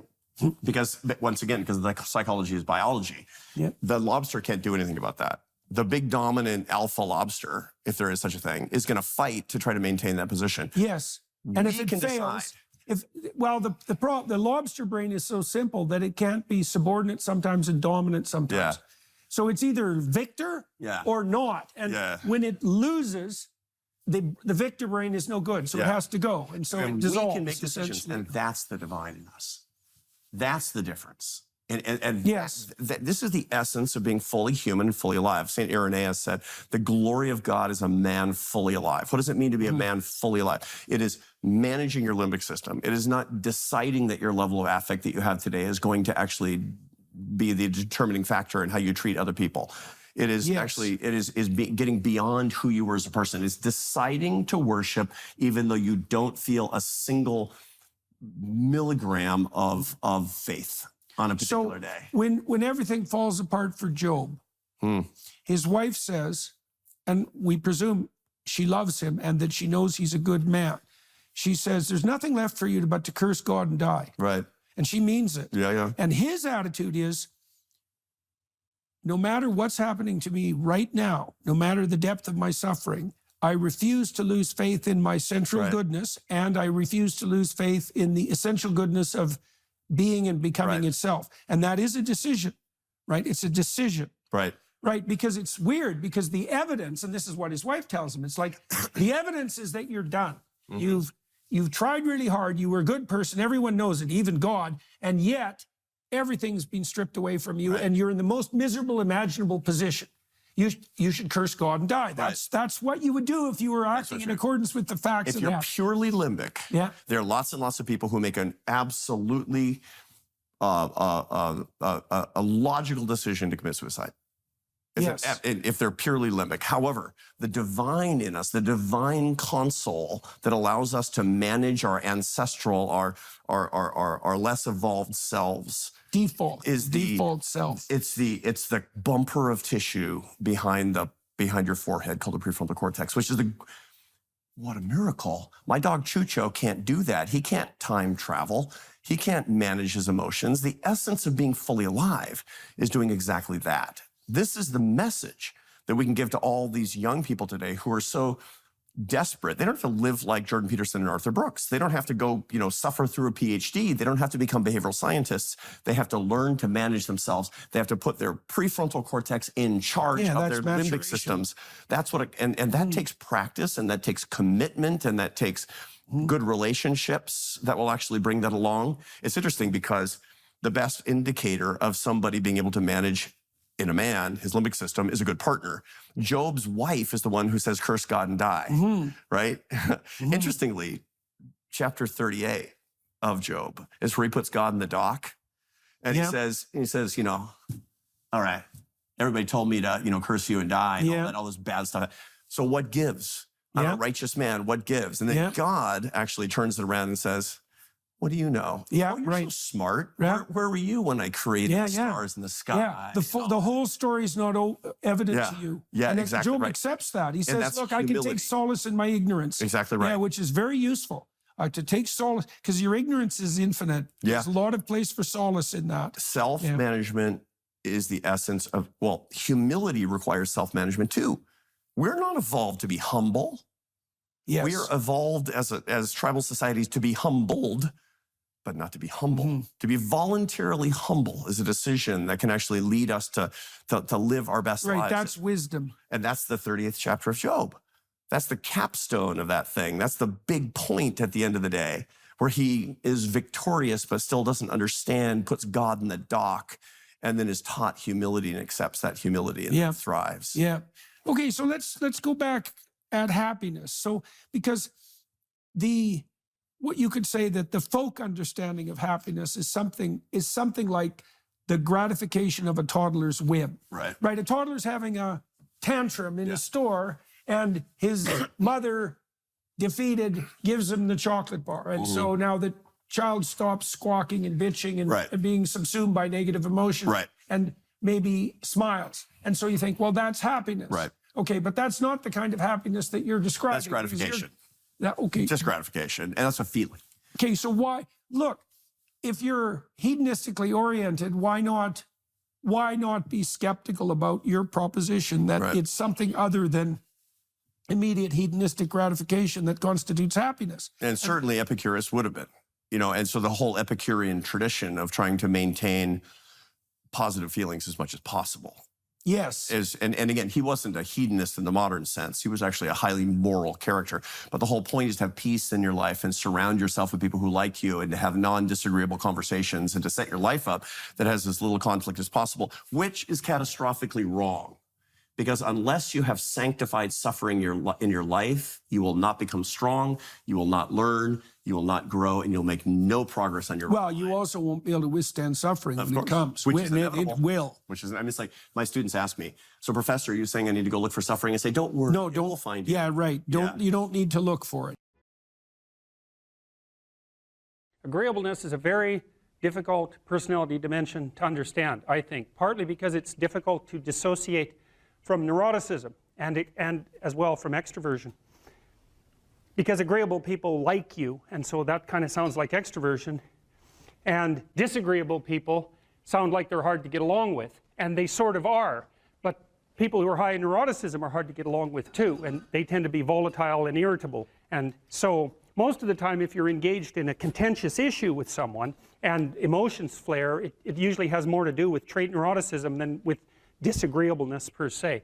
So what I'm going to do is try to describe to you what the agreeable trait is on both of its dimensions, and also to lay out the pros and cons of existence on that normal distribution, trait normal distribution, at more or less every point. Because I think, the way I look at it anyways, is that of all the traits, agreeableness is the one that seems to come with the most marked positive and negative aspects features, let's say, so we don't confuse it with aspects, the most positive and negative features at each point on the distribution. It's a very complex, seems to be a very, very complex dimension. So I'll read you some of the questions from the Big Five aspect scale, and that'll give you kind of an initial rule of thumb estimate about whether or not you're agreeable or disagreeable.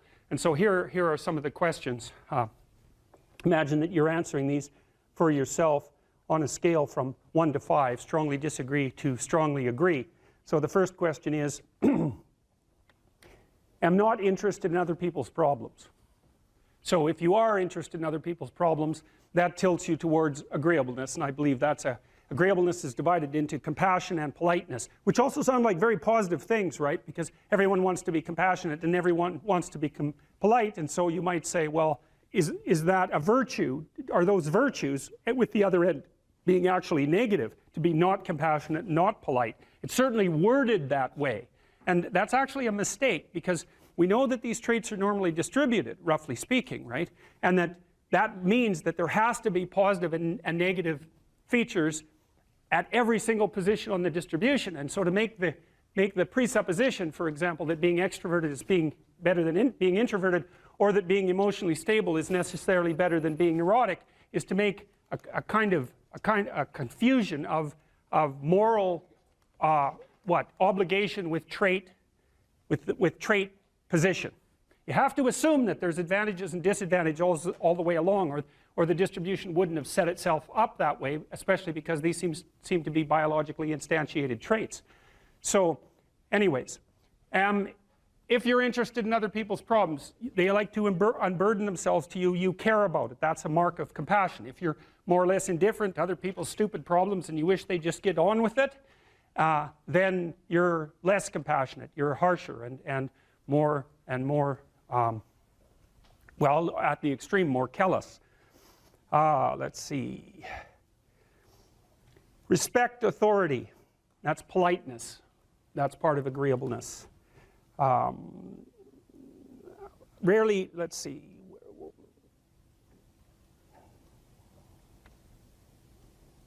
Feel others' emotions. Compassion. Inquire about others' well-being. Compassion.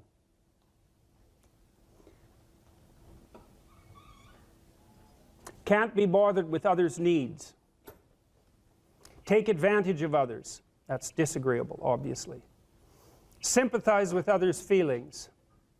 Avoid imposing my will on others. Wait for others to lead the way. Okay, I think all of those were associated with trait agreeableness or disagreeableness. So let's think about this for a minute. So I'm going to tell you how I conceptualize agreeableness. The first thing you want to know is that women are more agreeable than men, about half a standard deviation. And that's approximately enough so that if you took a random male and a random female out of the population and you tried to guess who was more agreeable and you guessed the female, you'd be right about 60% of the time. So, but what's interesting about that, and this is something also to keep in mind, is about normal distributions, you know. So imagine you have a normal distribution so that most people are in the middle, and then you have another normal distribution, male and female, and mostly they overlap. But you see out here and out here, they don't overlap at all. And so even though on average men and women aren't that much different in terms of their levels of agreeableness by the group, if you go out and you look at the extremes, they're very different. So all of the most agreeable people are women, and all of the most disagreeable people are men. And the thing is, the extremes are often what matter rather than what's in the middle. And so one of the ways that's reflected in society, by the way, is there's way more men in prison. And the best personality predictor of being imprisoned is to be low in agreeableness. It makes you callous. Now you might think, well, what's the opposite of compassion and politeness? And the answer to that is, I think it's best sort of conceptualized as a trading game. So let's say that we're going to play repeated trading games. And if you're very agreeable, then you're going to bargain harder on my behalf than you're going to bargain on your own behalf. Whereas if you're very disagreeable, you're going to do the reverse. You're going to think, I'm in this trading game for me, and you're going to take care of your own interests. Where an agreeable person is going to say, no, at best, this is, at worst, this has to be 50-50, but I'd like to help you every way I can. Okay, now so you kind of understand that. Now the advantage to being agreeable then is that you're good in teams and you're very much likely to give other people credit. The downside of being agreeable is that you're not very good at putting forward your own interests. And so one of the things that predicts salary across time, for example, is agreeableness, and it predicts it negatively. And so it's part of the reason why women get paid less than men. And this is something for the women in the class to really listen to. Because how you get paid across time depends on a very large number of things, right? It depends on your skills and your abilities and your position and your social network and all of that. But the other thing it depends on is whether or not you actually go ask for money. Or maybe that you don't even ask. Because actually you don't ask for money. You tell people that you need to be paid more or something they don't like will happen. And I don't mean as a threat. I mean that you have to be willing, when you're negotiating, to have an alternative. You go talk to your boss who isn't going to give you money because everyone wants money, right? It's a competitive game. You're going to have to go there and say, look, here's what I do. Here's why it's useful. Here's why you have to give me more money. And this is my opportunities if you don't. And then you're not taking your boss's money anyways, because it's very frequently the case that he's working for a whopping big company. But he needs an excuse to give you money because everyone's asking for money all the time. And so you have to put your case forward powerfully and disagreeably. Now, you don't want to do it too disagreeably because then he's going to think that you're a son of a bitch and maybe he's not going to give you anything and maybe you'll get fired for being mouthy and all of that. And that certainly happens to people who are too disagreeable. You got to get the balance right. But it's definitely the case. And the other thing that happens to women that's also worth noting, and this is probably because they're higher in negative emotion, is they tend to underestimate their own utility in business settings, right? Because if you're trying to evaluate what you're like, and you're more tilted towards negative emotion, then the things that you do that are wrong are going to stand out more on the foreground than the things that you do that are right. So if you go into a negotiation and you're uncertain already because you have self-doubts, and then you're agreeable in the negotiation, what's going to happen is that you're not going to win as often. And winning in a business setting or in a career development setting means more opportunity for promotion and more revenue generated. Now, the downside of that, of course, is as you climb the business hierarchy is that you also have to take on more responsibility. And that responsibility is sometimes unpleasant as well, especially to people who are agreeable, because you're not necessarily liked if you're in a position of authority. And agreeable people really like to be liked. It's their primary motivator because they're concerned about the maintenance, I would say, of intimate, positive relationships. That also makes them conflict avoidant.